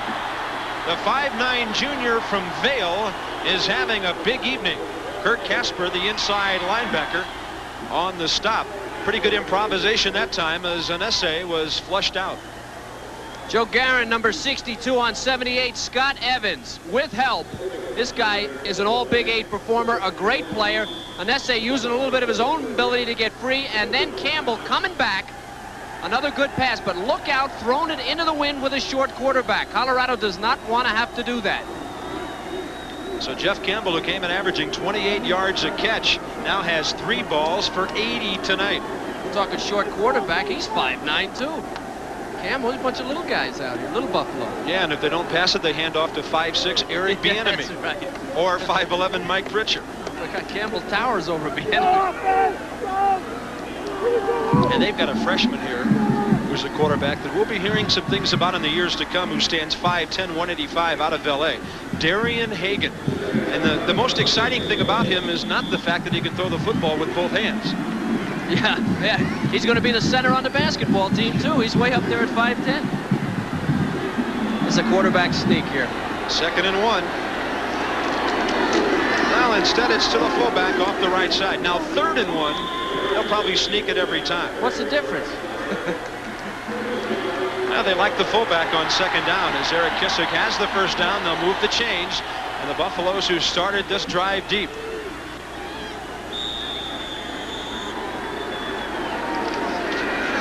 Arizona State on top of Washington, 31-28. Washington State, of course, in Pac-10 action tonight.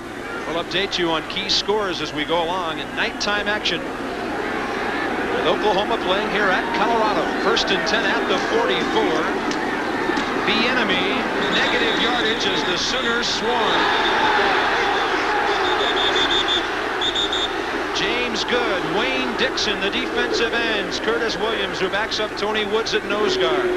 Oklahoma getting emotional on the defensive side. Wayne Dixon, 6'4", 240. Now, he's a guy that took over for Cooper when they moved him to offense. You haven't heard much from him all night. He doesn't get blocked, and he's standing right there. In fact, Good and Dixon you haven't heard much from, and they're the defensive ends.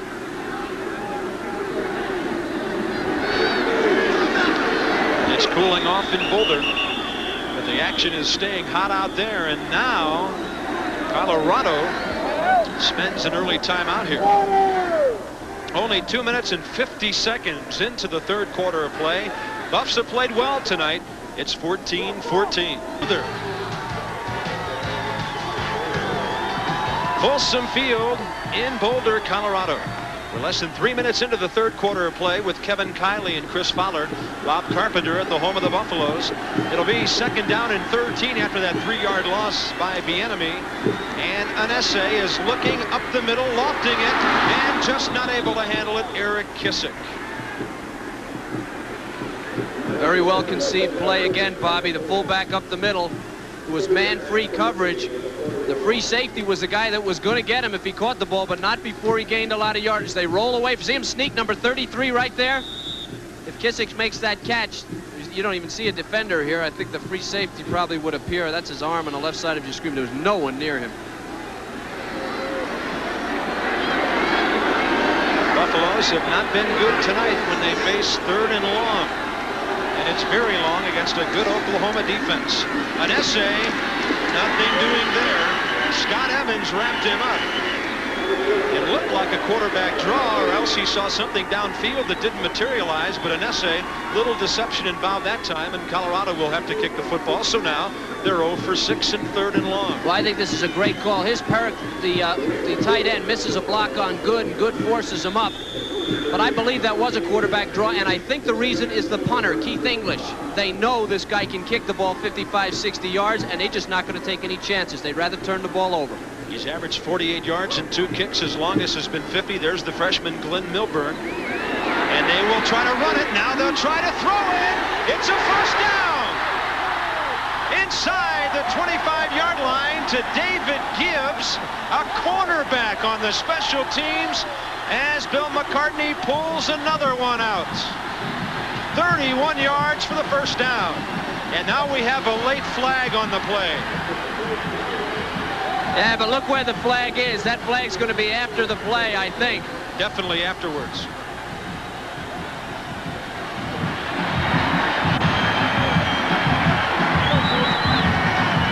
One of the problems when you have the greatest program or one of the great programs in the country, everybody wants to beat you and they'll do anything to do it.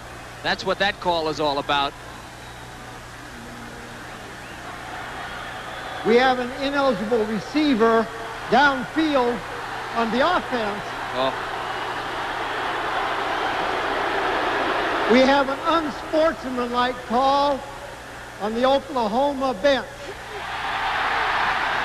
Where is the flag for the ineligible receiver? It couldn't be on the 20-yard line. It should be on the line of scrimmage. I didn't see any flag. Both flags fell down at the end of the play, Kevin, in the same area on different sides of the field. All right, remember, English ran the ball first. Remember that. Right guard and right tackle. Pardon my zeros there. Let's take a look and see if they didn't jump when English takes off with the ball. Now, first he's thinking run. And there they go. This originally evidently was supposed to be a run. English thought that he was going to be dropped for a loss, so he threw the ball. Definitely a penalty, but I did not see any flag at the line of scrimmage. You're definitely right. The flags were way downfield.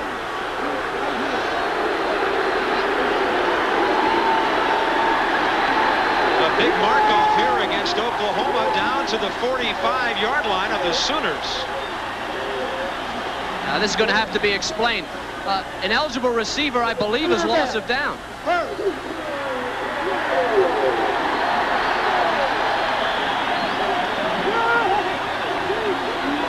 As an Oklahoma coach, yeah, Barry's got to hear about this one. I don't understand that call. Yeah, Barry said if it's after the play, if it's unsportsmanlike conduct after the play, it's I don't understand it.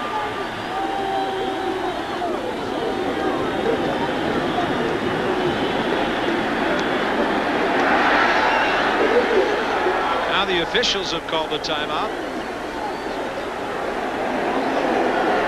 11:16 remaining, third quarter. There will be at least 3 officials at the Oklahoma bench to explain it to Barry Switzer.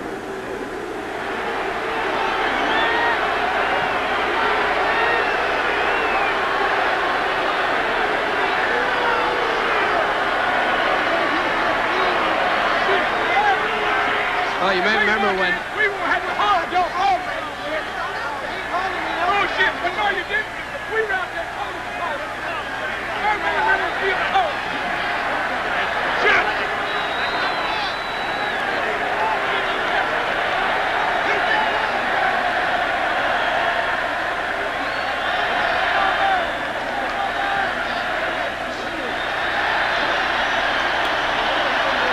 So the Buffaloes end up getting what they wanted in the first place, which is a first down.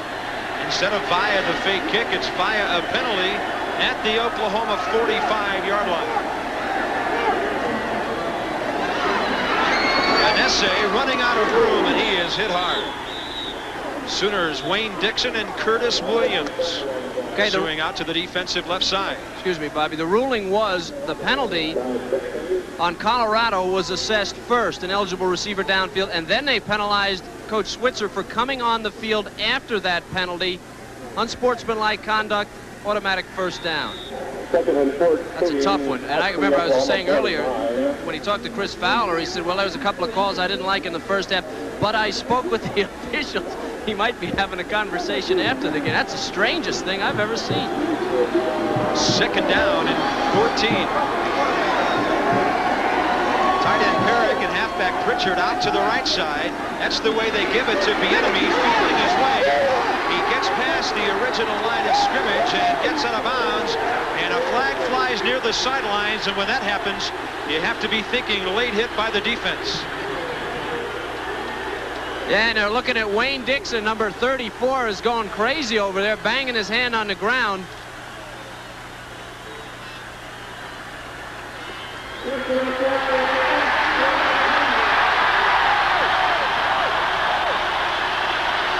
Late in the first half, a penalty and then a turnover hurt Oklahoma. And now a rash of penalties big time against the Sooners here. A personal foul. There's a player injured over on the sideline. It's Curtis Williams who's limping away from the Colorado bench. We have a late hit. Personal foul on the defense first. Okay, Bieniemy is the type of back, you never know when he's down, so it's very difficult to gauge a hit defensively. Now there he's going out of bounds, but he's already beaten about 3 guys. If that is the penalty, that's a tough call, a real tough call. The kid still got his balance, and as I said, a guy that small with this kind of balance.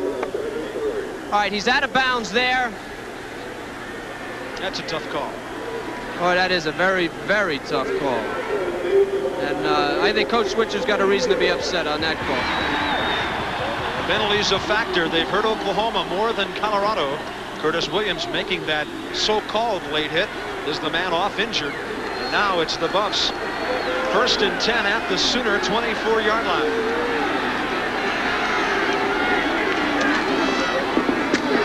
An essay has Bieniemy, and a bad pitch, and it's recovered by Oklahoma. Jerry Parks, the left cornerback. The play was falling apart as an essay, as an afterthought, dumped it off to his talented tailback Bieniemy. He could not handle it, and a big turnover. Again, Colorado trying to run into the boundary to the short side of the field. That would be this way, and having a real difficult time of it. Now watch how many people for Oklahoma come over there. They've defensed the short side brilliantly here.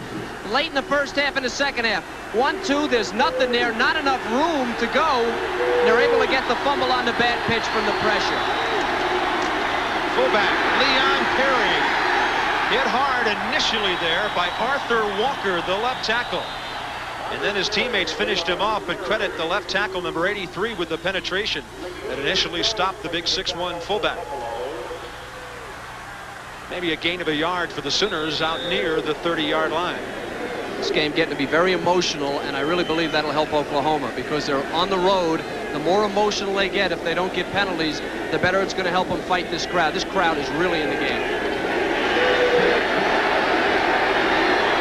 Arnie Guess split out wide to the right. Perry, the fullback, in the wishbone. Thompson faked a pitch straight upfield on the hash mark to the 33-yard line.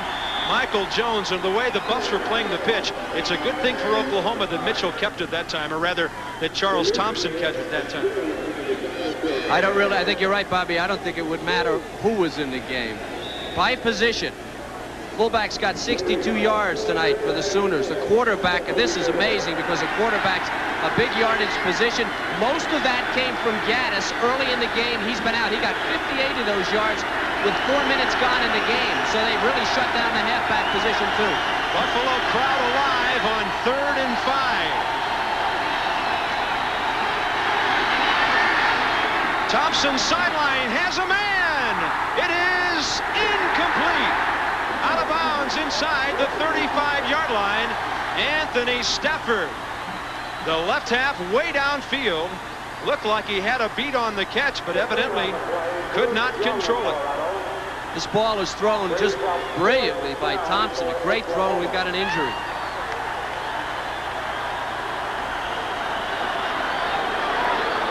Okay, Stafford, a rusher normally, and this team does not throw often, but look at the job Thompson does, just hitting him in the chest with a little behind him. He can't hold it. When he hits the ground, it's loose. We've talked about Thompson. We're talking touchdown if that ball's just a little bit inside, but it's the ground really that knocks it loose. Pretty good effort. So the Sooners came close to getting down deep in Colorado territory at the 30-yard line over there. Still down on the ground is Anthony Stafford. They've already lost Mike Gaddis tonight. They have Eric Mitchell to back up Stafford. While they check on the injury, we'll take a timeout. 8:44 left, third quarter. It's a tie in Boulder. About his own 22-yard line. Jeff Campbell and JoJo Collins back to get the punt. On 4th and 5 as the Sooners kick it away. This one will carry all the way back to the 12-yard line. JoJo Collins. A return of around 12 or 13 yards. A 54-yard kick by Todd Thompson. Don't forget, right after our game, we'll be going back to our college football studios where Tim Brando will recap the day with scores and highlights from around the nation. Then at 11:30, it's a big whack matchup as BYU takes on the Rainbow Warriors of Hawaii. That's at 11:30 Eastern.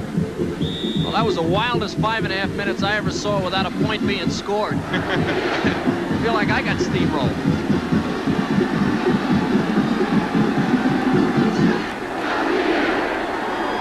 Buffalo's at their own 24.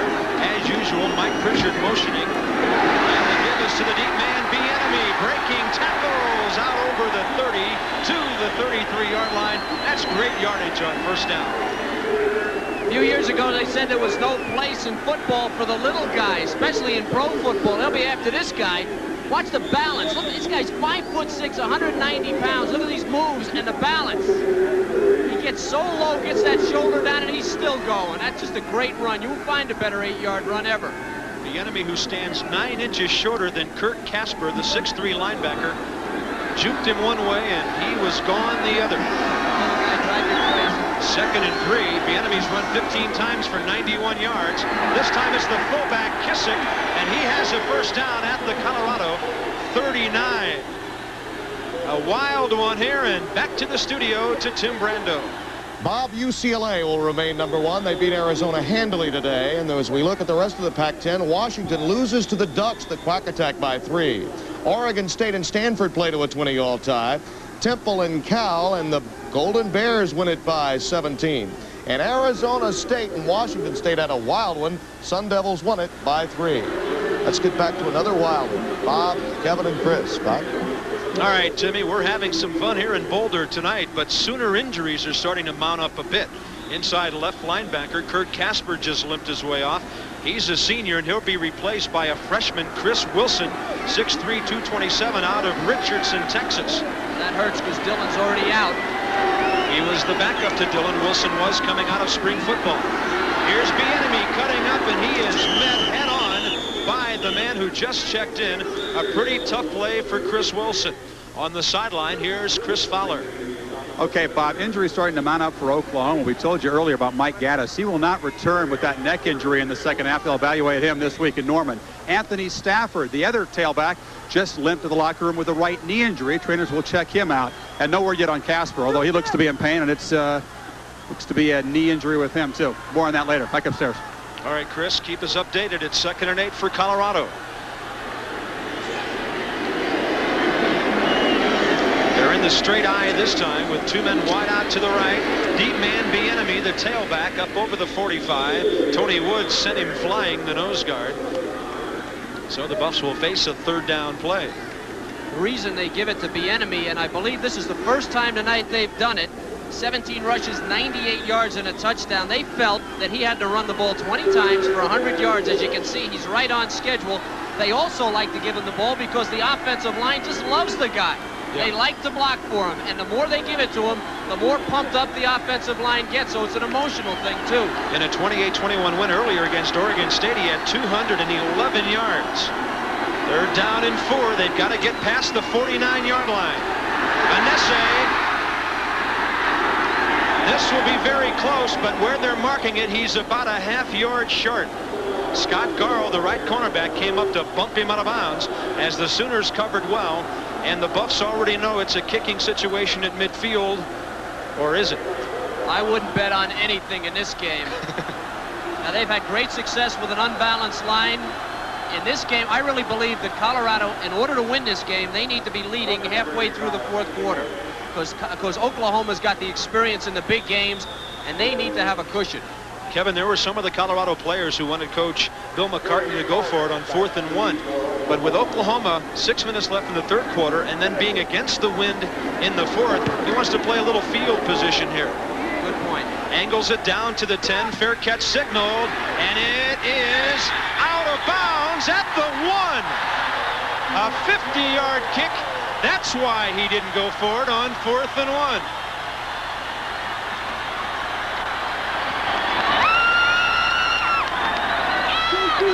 So field position a factor in this third quarter. We're still tied in Colorado.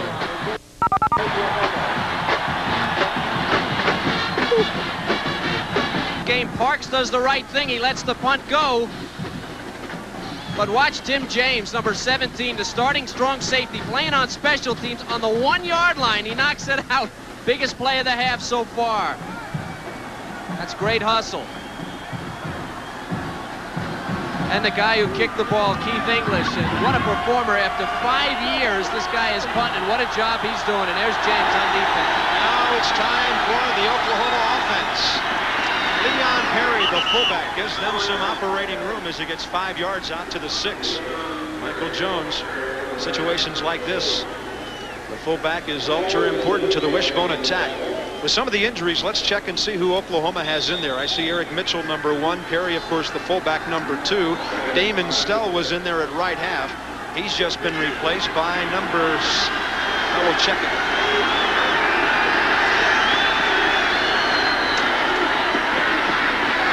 Out to the 10-yard line, maybe the 11. It's Perry again. Oklahoma has also checked in Rod Fisher, a freshman halfback out of Lawton, Oklahoma, number 7. He will shuttle out now as Damon Stell goes back in. Fisher is a very similar player to Gaddis, not quite as big. What they've lost with Gaddis out of the lineup now is their ability to run power with the fullback leading. The power they get in the backfield now has to come from the fullback when he carries the ball. Oklahoma good on short yardage. Third down, the fullback has the first down as Leon Perry fights off the tackle of Canavis McGee and bounces out to the 14-yard line. So the Sooners, in their first 3 critical plays of this drive, net 13 yards. Well, this is what you're going to see. Mike Wise, 6'6", 270. Barry Switzer says he's too tall. He wasn't too tall to make that play. And when you can block the nose guard like that one-on-one, your fullback's going to do some damage. Yeah, Coach Switzer likes those wide bodies in there. Wise sort of trim at 6'6", 270. Fake to the fullback. Thompson pitches. Inside, Eric Mitchell, forget it. He is wrapped up there by the free safety, Bruce Young. He's that junior college All-American we talked about earlier. Again, short side, again trying to run the option. Colorado taking away the other side by alignment, so they run into the short side. There's nowhere to go. They've got Thompson and then Young on the pitch, and that's picture perfect defense against an option. Bruce Young out of Banning High School in Carson. That's where Jamel Holloway went to high school. 2nd and 10. Unbalanced to the wide side again, to the left. Damon Stell trailing Thompson, who cuts it up, and he's wrapped up on a good defensive play by Alfred Williams, the left outside linebacker, number 94. Here it is again, unbalanced. Here they are, the 3, and then the receiver. This guy is ineligible right here. He's a tackle, and they're always going to go left. They've only gone away from it once. They tried to go to the wide side of the field. Look at the Buffaloes. They know what's going to happen, and they're all out there. Alfred Williams, number 5 in the team in tackles, but Barry Switzer's Sooners there dealing with a man who's number 1 in tackles for losses for Colorado, and now it's 3rd and 9. Thompson looking right up the middle. Too tall for the intended receiver. Oklahoma's already guessed the sophomore split end. They want the call on, excuse me, Bobby, they want the call on 29, Theon Figures. The question is, were they both going for the ball? Is it incidental contact? Could it have been caught? Watch 29, he's going to bump him. And and then go down. Now the question in the official's mind is who made contact with the ball, be caught, no flag, Oklahoma punts. Evidently not a catchable ball. Todd Thompson has kicked the ball well tonight too. JoJo Collins is inside his 40-yard line, and Jeff Campbell is about 8 yards in front of him. And this is a high kick and a long one back to the 33. Collins squirts his way to a 12-yard return after the 51-yard kick. 2:50 remaining, third quarter. The Buffaloes have good field position. 2:50 third quarter. The Buffs at their own 44. Mike Pritchard motioning left side. A fake to the tailback. Bieniemy is out ahead of the quarterback, Ganese, and he'll be stopped for a yard or so as left tackle Tom Backus pursued well. He's a sophomore out of El Paso. It'll be second and long, and the total offense is in favor of Colorado tonight. This may be the only way to beat Oklahoma, by doing what they've really come out of character, Colorado, and they're making it work. By the way, you may think the last team to beat Oklahoma was Nebraska. It wasn't. It was Kansas back in 1984, the University of Kansas. And doesn't that chafe away at the folks in Lincoln? The give is to the first man through, and the fullback Eric Kissick with some second effort out to midfield. It'll set up third and about 5. It's right tackle Scott Emmons, the best defensive lineman for Barry Switzer's up front guys, made the tackle. The ball is right on the midfield stripe. They've got to get about 4.5 yards for first down on third and a long 4.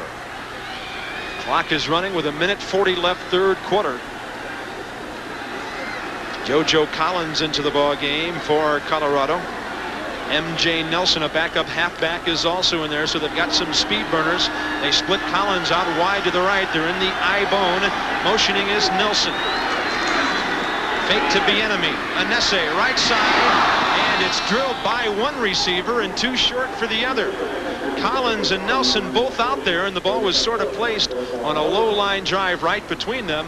And Oklahoma holds. Colorado will have to kick. All right, this was intercepted late in the first half. This play really has not worked for them, but again, they're going into the wind, a stiff wind, and they will turn around here in about 1:20.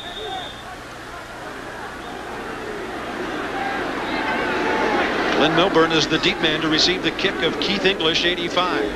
Ken McMitchell is the short man, about 15 yards in front of the guy you're looking at. 3 kicks, 49-yard average for the senior Keith English. This is a wobbly kick at the 16. Milburn gets it up for about 7 yards to the 23, so a short kick of 36 and the 7-yard return. Be sure and join us next Saturday for another CFA doubleheader. 10th ranked Auburn against Florida. That's at 4:30 p.m. Eastern time. And then at 8 o'clock, South Carolina, ranked number 18, will take on the Wolfpack of NC State. They upset Clemson today. Some interesting results in that ACC. That makes that a very big game for NC State in terms of the national picture, because obviously South Carolina nationally ranked. Great victory for North Carolina State. Tie game, 1:15, third quarter. Sooners at their 23. Thompson to Stell, who may have struggled his way back to the line of scrimmage. Oakland Salavea, a Samoan out of Oceanside, California, number 99, who spells Cole Hayes at right tackle, in on the stop at 6'4", 245. He looks like he plays a little bigger than that. And very mobile and very quick. 99, slipping a block, getting inside, penetration again. Death to the option game, and you can see why. Rod Fisher back in for Oklahoma as Damon Stell continues the shuttle system with number 7. They actually lost a yard on the play. A fake to the belly of the fullback. Thompson cuts it up over the 25. Hit hard there by the emotional free safety Bruce Young.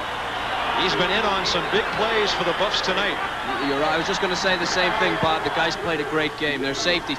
USC gave them problems at the safety position. They were very quick coming up. Because Oklahoma does not pass the ball all that well, you can release those safeties early, and Colorado's doing a good job of it tonight. Another long yardage situation. Sooners will face a 3rd and 6. Sophomore quarterback Charles Thompson. The third quarter is come to a close, and that 3rd and 6 will take place as they change ends. 15 minutes remaining in loud Folsom Field. It's all tied up. we get underway in the final quarter of play. Oklahoma faces a 3rd and 6 at its own 27-yard line. They'll go with 2 backs in the eye. Damon still out to the left. With the tight end, and the give is to the deep man, Eric Mitchell.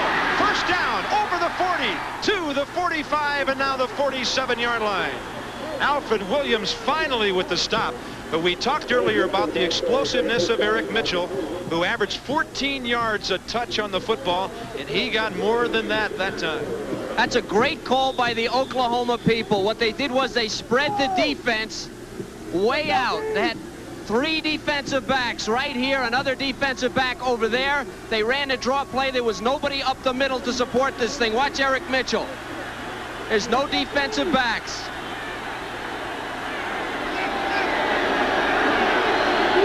Out to the 47-yard line. Exploding his way through is Rodney Anderson, the fullback. Here's an example of how good Oklahoma is in the depth department, Kevin. On a 3rd and 6 in the 4th quarter of a critical conference game, they have Damon Stell, Rodney Anderson, and Eric Mitchell. None of them starters in the backfield. On any other team, they would be starters. You're right, Bobby. And Barry Switzer never made any secret about it. He said, I've got the players and I've got the coaches. And maybe a little unjust that they don't get the credit they deserve at Oklahoma for doing a great job preparing this team every single week. We should footnote that Stell had to be in there because of the injury to Gaddis, but the other 2 backup people. Here's Mitchell trying to get down to the 40-yard line, and Canavis McGee, one of those great sophomore bookends out of Houston. Alfred Williams is the other in on the stop. What must he be thinking after 7 years? Bill McCartney is on the verge, tied in the 4th quarter. He has not scored on his team in 3 years for 12 quarters coming in here. What could be going through his mind? This game is in the balance with 13:40 to go. 2nd down and 9.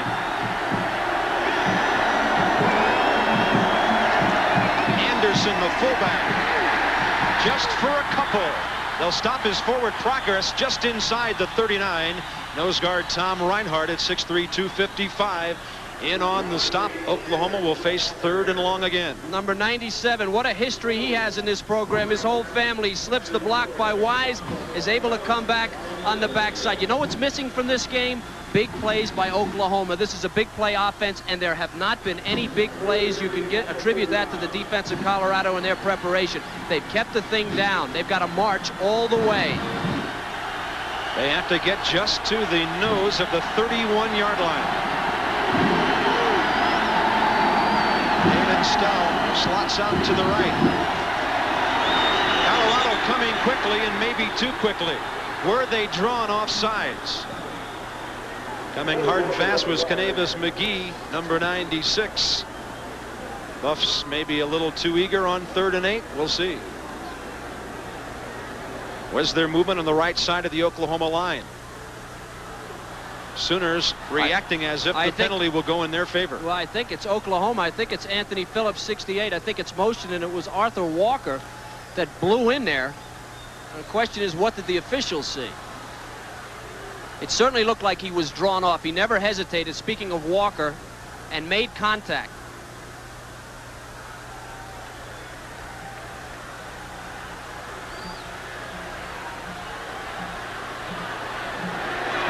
Now the Sooners reacting in a negative way.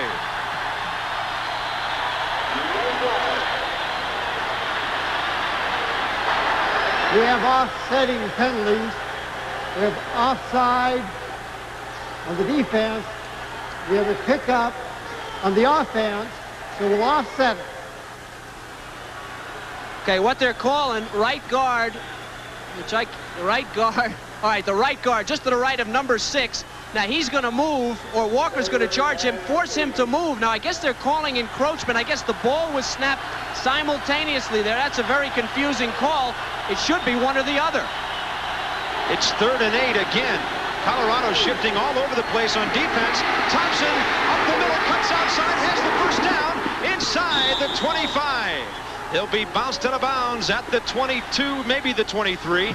Dion figures, and there you see the blinding 4.35 in the 40 speed of Charles Thompson. The young sophomore, but remember, he has played against Nebraska. He's played against Miami. This guy has played, and he knows what to do in big games. And the Lord gave him a gift to run, and he can run at the right time. And that was almost a big play. Almost a score. Yes, you're right. A big play. He got the first down, but almost a touchdown. You're right. First and 10 at the 23. Oklahoma trying to retake the lead. It's been a while since the Sooners have been on top.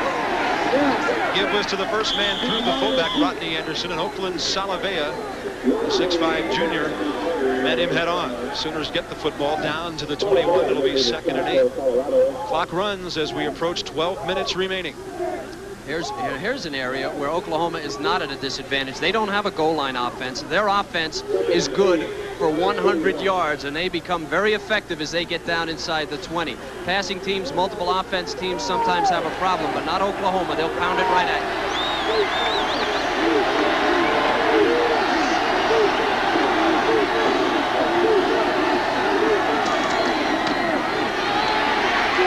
Thompson steps up through, and he is met head on. Michael Jones, 59, the right inside linebacker, really wrecked him up as the ball got inside the 20 near the 18. Again, unbalanced to this side, to the left side, and here's your guy again. Watch him come left and cut up right in there when it becomes open. Now this thing has got to be a good key for Colorado because they've done it every time. Thompson does a nice job cutting it up inside when they overplay it. Third down again. This time it'll be, you could consider it 3rd and long. The officials will stop the clock, and Oklahoma will call a timeout. His eye. Maybe got poked in the eye on that hard hit. 11 minutes left. Sooners on the verge of breaking the tie.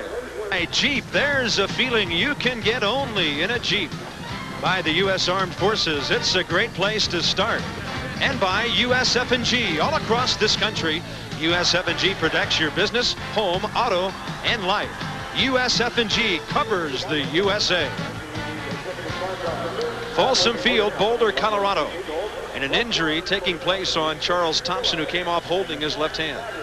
And he got it caught inside. Watch Mike Jones, 59, make the hit. And this is a hit. Underneath the helmet, got that hand pinned in there. Back live, it's 3rd and 5.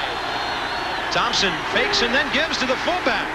And down near or beyond first down territory, Rodney Anderson. That was an interesting play. It looked like Thompson was going to get faked to him, and then he just shoved it out there, and Anderson grabbed it and went right through the middle. That's a true option, Bob. It's when they ride the fullback and they're reading the thing to see which way the tackle goes, what the defense is doing. It worked very well, and you've got to give credit to Phillips and Wise. What a job they've done tonight. Rodney Anderson, 9 runs, 64 yards, proving once again he's a big game player. Sooners have been perfect inside the Colorado 20. There it is. Quick opener to Anderson inside the 5. As Bruce Young, the free safety, met him. The Sooners can get a first down without scoring, but they have to get to about the 2-foot line. And now they'll have a 2nd down at the 3. There's Wise again on Reinhardt, gets him turned. Great job by Phillips at the top of your screen. And off they go with the fullback. They've not been able to stop the fullback position tonight since late in the first half, and it's killing them, killing Colorado. 2nd down and 1 at the 3-yard line. Anderson powers his way off the right side. Down near first down territory. Left tackle Arthur Walker, 83, with a host of others in on the stop. The spot will become important here. Will it be a 3rd down play for Oklahoma? Clock running with 9:50 remaining. It's 14-all. It was that way at halftime. It's been a tough, emotional, bruising second half of play here in Boulder. It'll be 3rd and 1 with the ball at the 2. Rod Fisher in, Damon Stell out for Oklahoma. They'll play it in tight.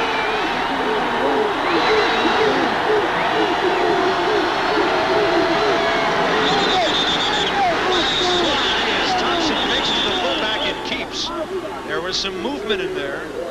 It'll be Colorado. Look like the left side of the line defensively.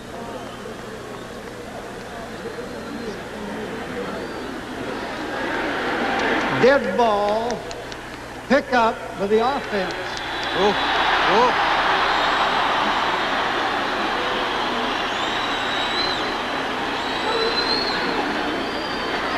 Okay, this is a tough one. Number 64, right there. Pick up, and here comes the defense. That was Baron Manning, and Barry's got to be upset with that. Teron Baron was his great uncle. And Barry was pretty hot. Now it'll be 3rd and 6 at the 7. They could do just about anything here, Bobby.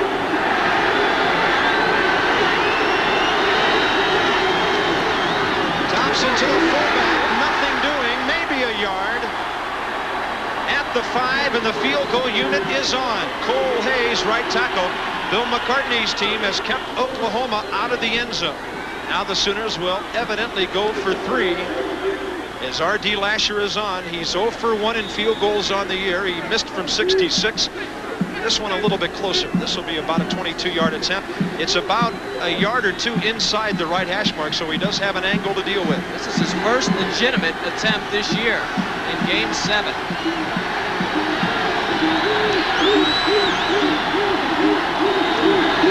The snap and the hold look good.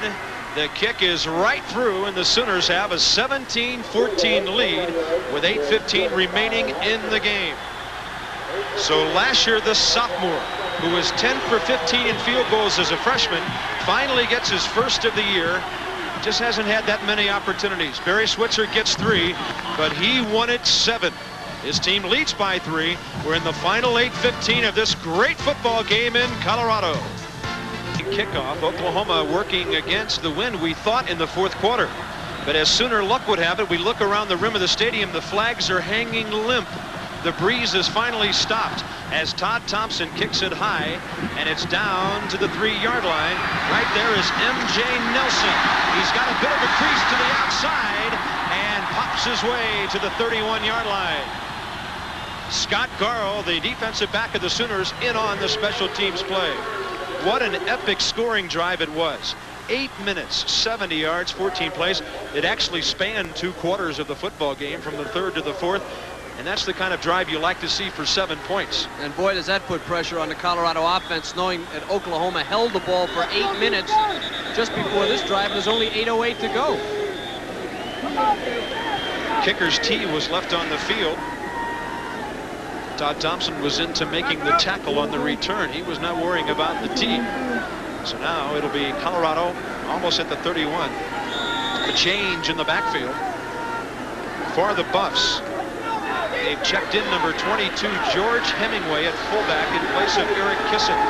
He's with Pritchard and Bieniemy. Pritchard in motion in the backfield. They fake to the fullback and loft it up the middle. And it's behind the receiver and the defensive back. Jeff Campbell, the intended receiver. Kevin Thompson running hard toward the point of impact. And the Colorado fans a bit upset because it appeared Thompson either did not ever look at the ball or at least found it very late. Campbell says it has to be pass interference. I think this is just great position. On second thought, super slow-mo might reveal otherwise. On second thought, maybe I don't think so. Look at Pritchard running down the sideline. Number 9, he's gone. Unless he never saw him. Anesi 5 for 8 in the first quarter for 134 yards. Since then, 2 for 7 for 40 yards. And the Buffs get the ball out near the 35-yard line. George Hemingway on the carry.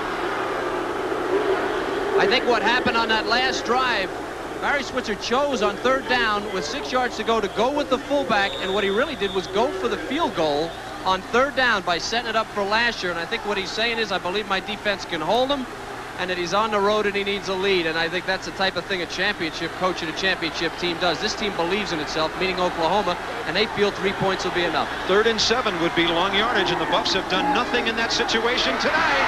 Pressuring in the backfield, and it's tipped. 85 on the tip, Tom Backus. Great pressure in the backfield by Wayne Dixon. The Sooners all over the Buffaloes in holding there in Oklahoma. With 7:21 left, will get the football back.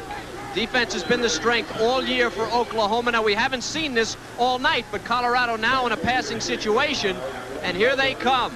Dixon, good, and Backus with the deflection. That's team defense. Keith English has punted 4 times for 45.5 yards as his average. Oklahoma has Glenn Milburn back deep. A high spiral that rides its way to the 15, and Milburn has to make a pretty good grab as the ball seemingly came straight down an elevator shaft in front of him.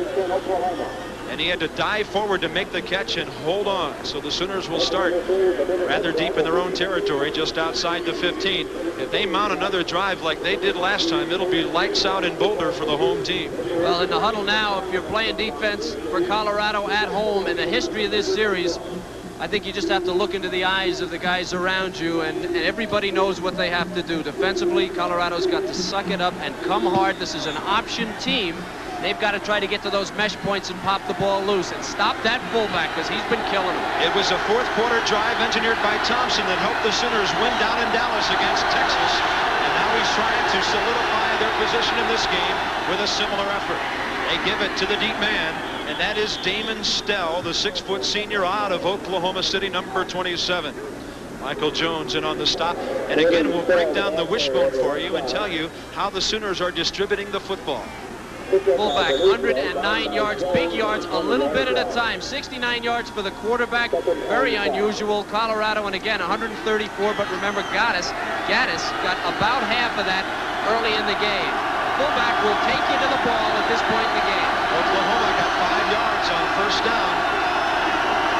Thompson to Eric Mitchell, who dives over one man, gets up near the 25. He had to go to nearly the 26 with a first down, so Oklahoma will face 3rd and short as the time ticks away, 6:20 remaining.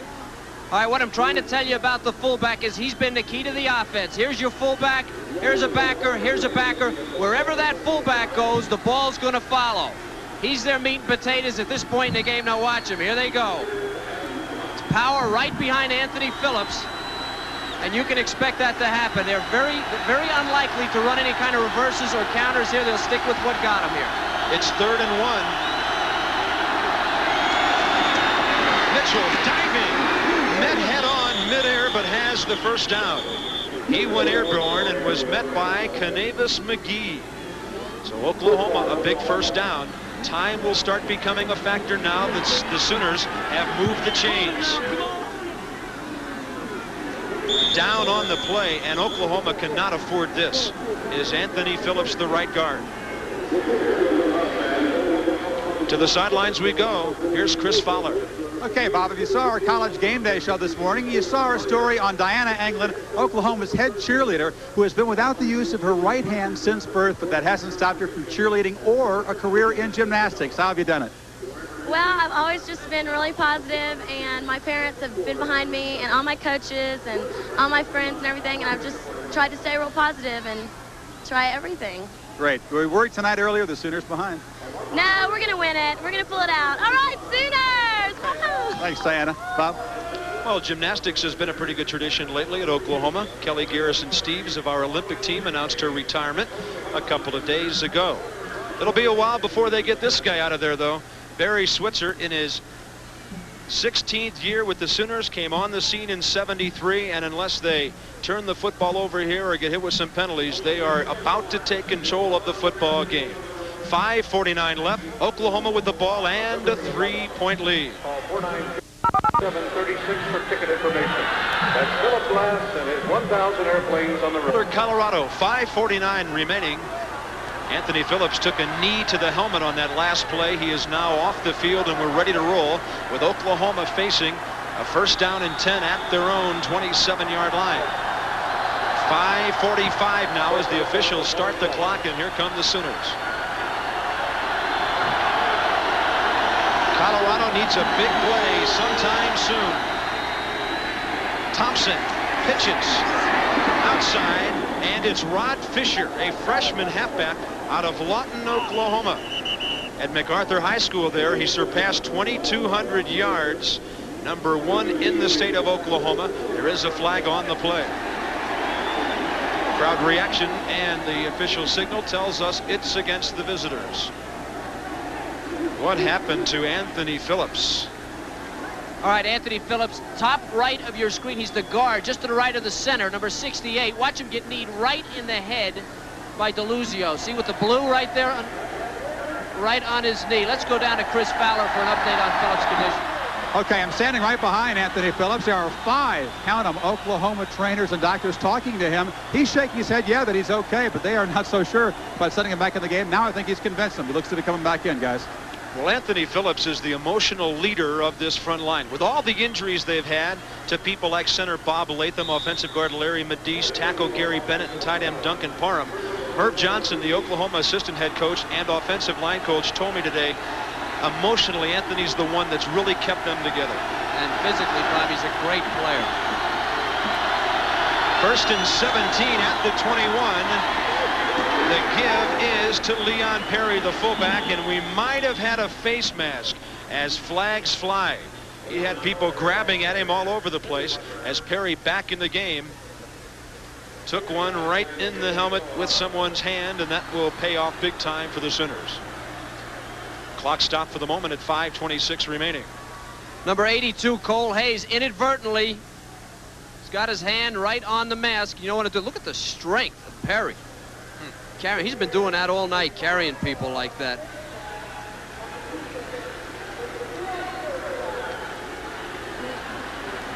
So Oklahoma gets the yardage back. Ball is out over the 30. They'll spot it at the 31.5. They have to get to just past the 37 for a first down.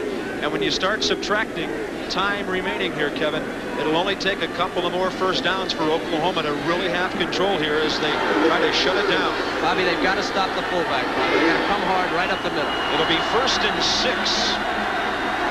at the 31. There's the fullback. Leon Perry hit early by Canavis McGee, but holding on out near the 35. It'll be 2nd and about 3 or 4 yards for the Sooners. Against an option team, when they're trying to kill the clock, the safest play is the fullback. What you want them to do, you want to stop the fullback, and since they don't pass, the most dangerous thing you can force them to do is pitch the ball when they're not ready. You've got to close on that quarterback and have him make a bad decision. And Oklahoma, of course, has been trained not to do any of that. 2nd down and 3. The crowd thinks it's 3rd and 3 because of the scoreboard. It makes no difference as Eric Mitchell angles his way with speed and jumping ability to a first down out the right side to the 39-yard line. Boy, Eric Mitchell, an exciting performer. Guess who they go over is Phillips, who was back in the game. And another Sooner is down on the play. This time it's 76, the right tackle, Mark Van Kiersbilk. There's another guy that's valuable. He's played every position on the offensive line. He began the year at tight end when they needed help at tight end. Tremendous athlete, good offensive tackle, another guy they really can't afford to lose. We're running out of offensive linemen. Coming up after we wrap up our action here in Boulder tonight, Sports Center will be anchored by John Saunders. And then a little bit later on tonight on ESPN, we'll send you way out west. After John updates you on the day in sports, we'll go out to the islands where the Rainbows await the Cougars. BYU at Hawaii at 11:30 p.m. Eastern Time tonight as ESPN continues its CFA football coverage.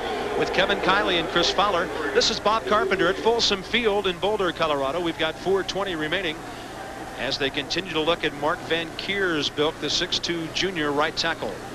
There's Eric Mitchell, number 1, coming out of Pine Bluff, Arkansas as a high school All-American quarterback. Eric told me a couple of months ago that he received a lot of hate mail from Razorback fans. Leaving Arkansas to play at Oklahoma is a lot like leaving Oklahoma to play in Texas. Of course, the Sooners recruit Texas quite effectively, but this time they got a blue chipper out of the land of opportunity. I'll tell you about Eric Mitchell. I did the Big 8 as you see Van Kiersbilk coming off the field. I did the Big 8 a few years ago. I believe as freshman, Eric Mitchell was every bit as good as Jamel Holloway. Jamel took control of that position, never gave it up. But here's a guy who spent all these years at Oklahoma doing what has been asked of him, and he is a great athlete. He'd have started anywhere else if he had played at any other university. A tremendous athlete, and showing it tonight. Also a budding TV personality in Oklahoma City. Single back. It's the fullback. Leon Perry straight ahead, chewing up yards, chewing up time. The clock is under 4 minutes now as the Sooners move it out to the 44.5-yard line. Bill McCartney is finding out tonight how good you have to be to rise to the top of the Big 8. Well, you may remember, you may wonder as I sit up here and say fullback, and then they run the fullback, why you can't stop this fullback. That's what Oklahoma does, folks. They have a tremendously strong offensive line and great personnel, and they're just doing it physically. 2nd and 5. Again, it's Perry, the only man behind the quarterback. He's got it again. An initial grab made by the nose guard, Tom Reinhardt, as the ball is moved out very close to first down yardage. They will spot it right at the nose of the 49-yard line. It looks like they're a foot short or so. The timeout situation with just over 3 minutes remaining. Nebraska won its game big today, beating K-State 48-3. Oklahoma trying to keep pace. They bring in 2 tight ends. The Sooners came in 2-0 in the Big 8. Kansas next week, then at Oklahoma State, at Missouri, and then the big one the 19th of November against Nebraska. 3rd and 1. Pretty good defensive stick, but Oklahoma has the first down. Leon Perry. Canavis McGee angling in from outside linebacker. And that'll put the ball about a foot or two past the marker. They'll move the chains again. There was the play. He sold out, came down. Canavis did. Needed to do that on first down. They need to take a chance. Oklahoma is just total control. 8-minute drive prior to this, and now they're just eating up the clock.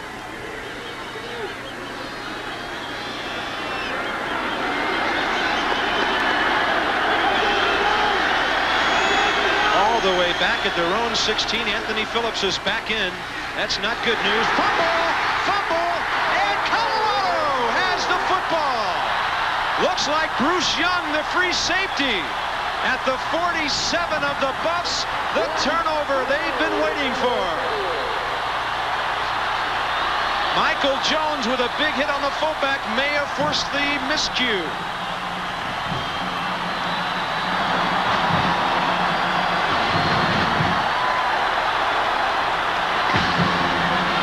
Now we'll see if Switzer can rely on his defense with 2:17 left. Tom Reinhardt, number 97, gets his hand on the ball.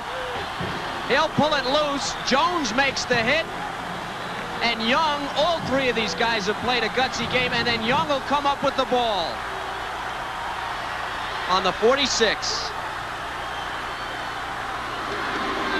A fake to the fullback. On SA right side. Bieniemy has room on the outside. He's inside the 40. Out of bounds at the 35-yard line. But a flag lays at the line of scrimmage. Right in the middle of your screen. We'll see it in a moment as they're going to evidently call this one back.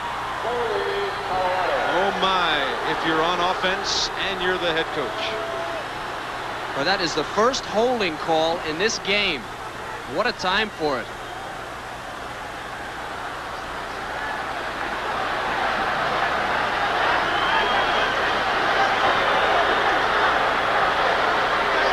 Holding on the offense. First. And that'll move it back all the way inside the 40 at the 37 is where they'll spot it.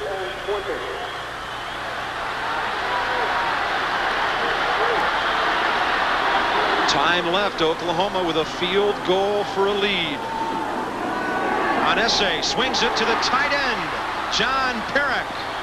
Out over the 45 to the 47. He has his first 2 collegiate catches tonight, plus a 2-point conversion catch to go with it. So the Buffs got a good part of the 20 yards back they needed. They'll be faced with a 2nd and 9 after that 1st and 20 for 11 yards. Lining up quickly with 1:40 remaining. Pitch to Bieniemy. Midfield. Still on his feet. Inside the 50, down to the 46 of Oklahoma. Tom Backus finally got him down. It appeared he would be stopped at midfield, which would have left them with 3rd and 6, but not now. 18 for 109. Give me Eric Bieniemy anytime. What a great player. Good, tough run, and this is 4 down territory. You don't have to worry about 3rd down. This is 4 down territory, 3rd and 2 to go. A minute 23 left. Oklahoma by 3. Colorado desperately trying to come back again.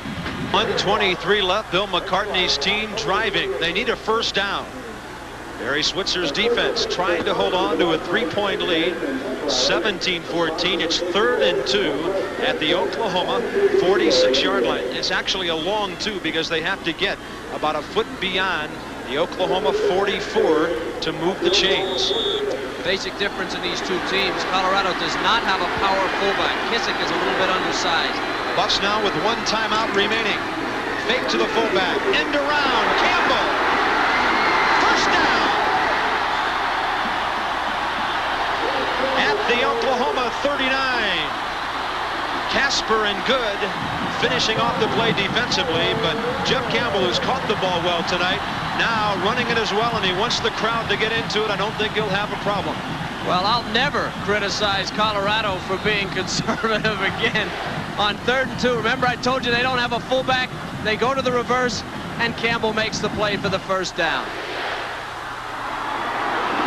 Minute 16 remaining. They pitch it out to Bieniemy. Very good defense there by Ken McMitchell, fighting off blockers, spreading the play out sideline to sideline. And Bobby Proctor with a little slap on the helmet for Bieniemy there as well. Will Ken Culbertson, the place kicker, get a chance to tie this game for Colorado if they can't put it in the end zone? Well, he's almost there. Now, that kid's 6'5", 175 pounds. I have to tell you what we heard this week. Bill McCartney told us, he says, playing against the Oklahoma defense, we can't score. Their offense can't score on their defense. That's how tough they are. To get outside or get up the middle on this team is very difficult. A gain of 3. It's 2nd and 7. Manesse sack back outside is Oklahoma 45-yard line. Curtis Williams with his 2nd sack of the year, and the team sack leader Scott Evans also in on it. I guess they'll credit both of them with a half of a sack, and it's the biggest of the game for either team. 50 seconds left as the clock runs and the Buffs scramble back to the line of scrimmage. It'll be 3rd and 15.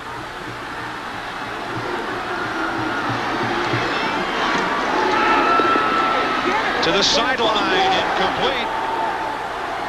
Jeff Campbell, the intended receiver. Good coverage by the left corner, Jerry Parks. And it comes down to this. 4th and 15 at the 45. We see tight end John Parrott coming in. The place kicker, Ken Culbertson, is in for what will be a mammoth 62-yard attempt from the right hash mark to tie the game. 35 seconds remaining. He's been wide right this year from 59. His longest is from 48. It's long enough, but wide right as it dropped beyond the end line, and Oklahoma holds with 29 seconds remaining.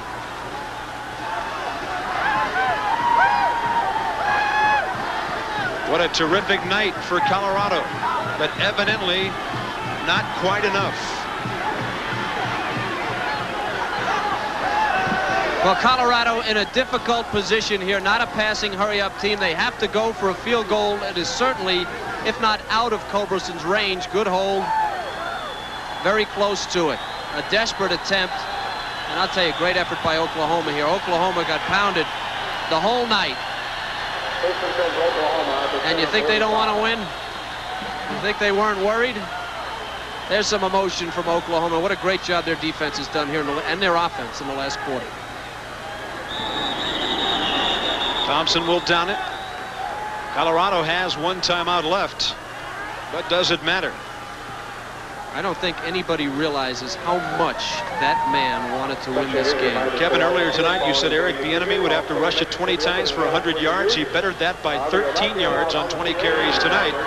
But the Sooners were just a little bit too much for the Buffaloes tonight as they win it 17-14. Oklahoma 6-1, 3-0 in the Big 8. Colorado will go to 5-2, 1-2. And again, Bill McCartney finds out how tough it is to get to the top of this league. Well, I think if you're looking for parity in the Big 8, you're wondering if teams are gaining on Oklahoma and Nebraska. I think the answer is tonight. Great effort by both clubs. All right, Oklahoma wins at 17-14. Here's Chris Fowler with Barry Switzer. Coach, you escaped barely. Oh, that's right. But I'm glad to get out of here with a win. You know, the only chance they got to win the ball games, we fumbled the ball with 2:17 when we make the first down. You know, but we held on. Great sack for Curtis Williams. Puts him really too far. Surprised they would try that far. Of course, the wind here and the light ball. But we had a lot of calls go against us. I'm going to grade this film, look at it really hard. You had backup halfbacks, really, for the last winning field goal drive. They were able to put it together. Starters, lost 3 or 4, lost a couple offensive linemen. But guys did a great job. Charles Thompson did a great job. And Bill McCartney's group here did a great job. They fought. They were well prepared. The crowd was ready. I don't like playing here. We're going to Norman next year. Okay. Thanks very much, Coach. Back upstairs. Barry Switzer. And now the Sooners have won 28 consecutive Big 8 contests. The Oklahoma offensive line, gets our Casio players of the game. There's the anchor, the right guard, the 6'3" senior, a 3-time All-Big 8 performer, Anthony Phillips. And meanwhile, it's still a bitter one to swallow for Arthur Walker and the rest of the Colorado Buffaloes. For Chris Fowler and Kevin Colley, Bob Carpenter, so long. As the Sooners win it in Colorado, here's John Saunders. Thank you very much, gentlemen.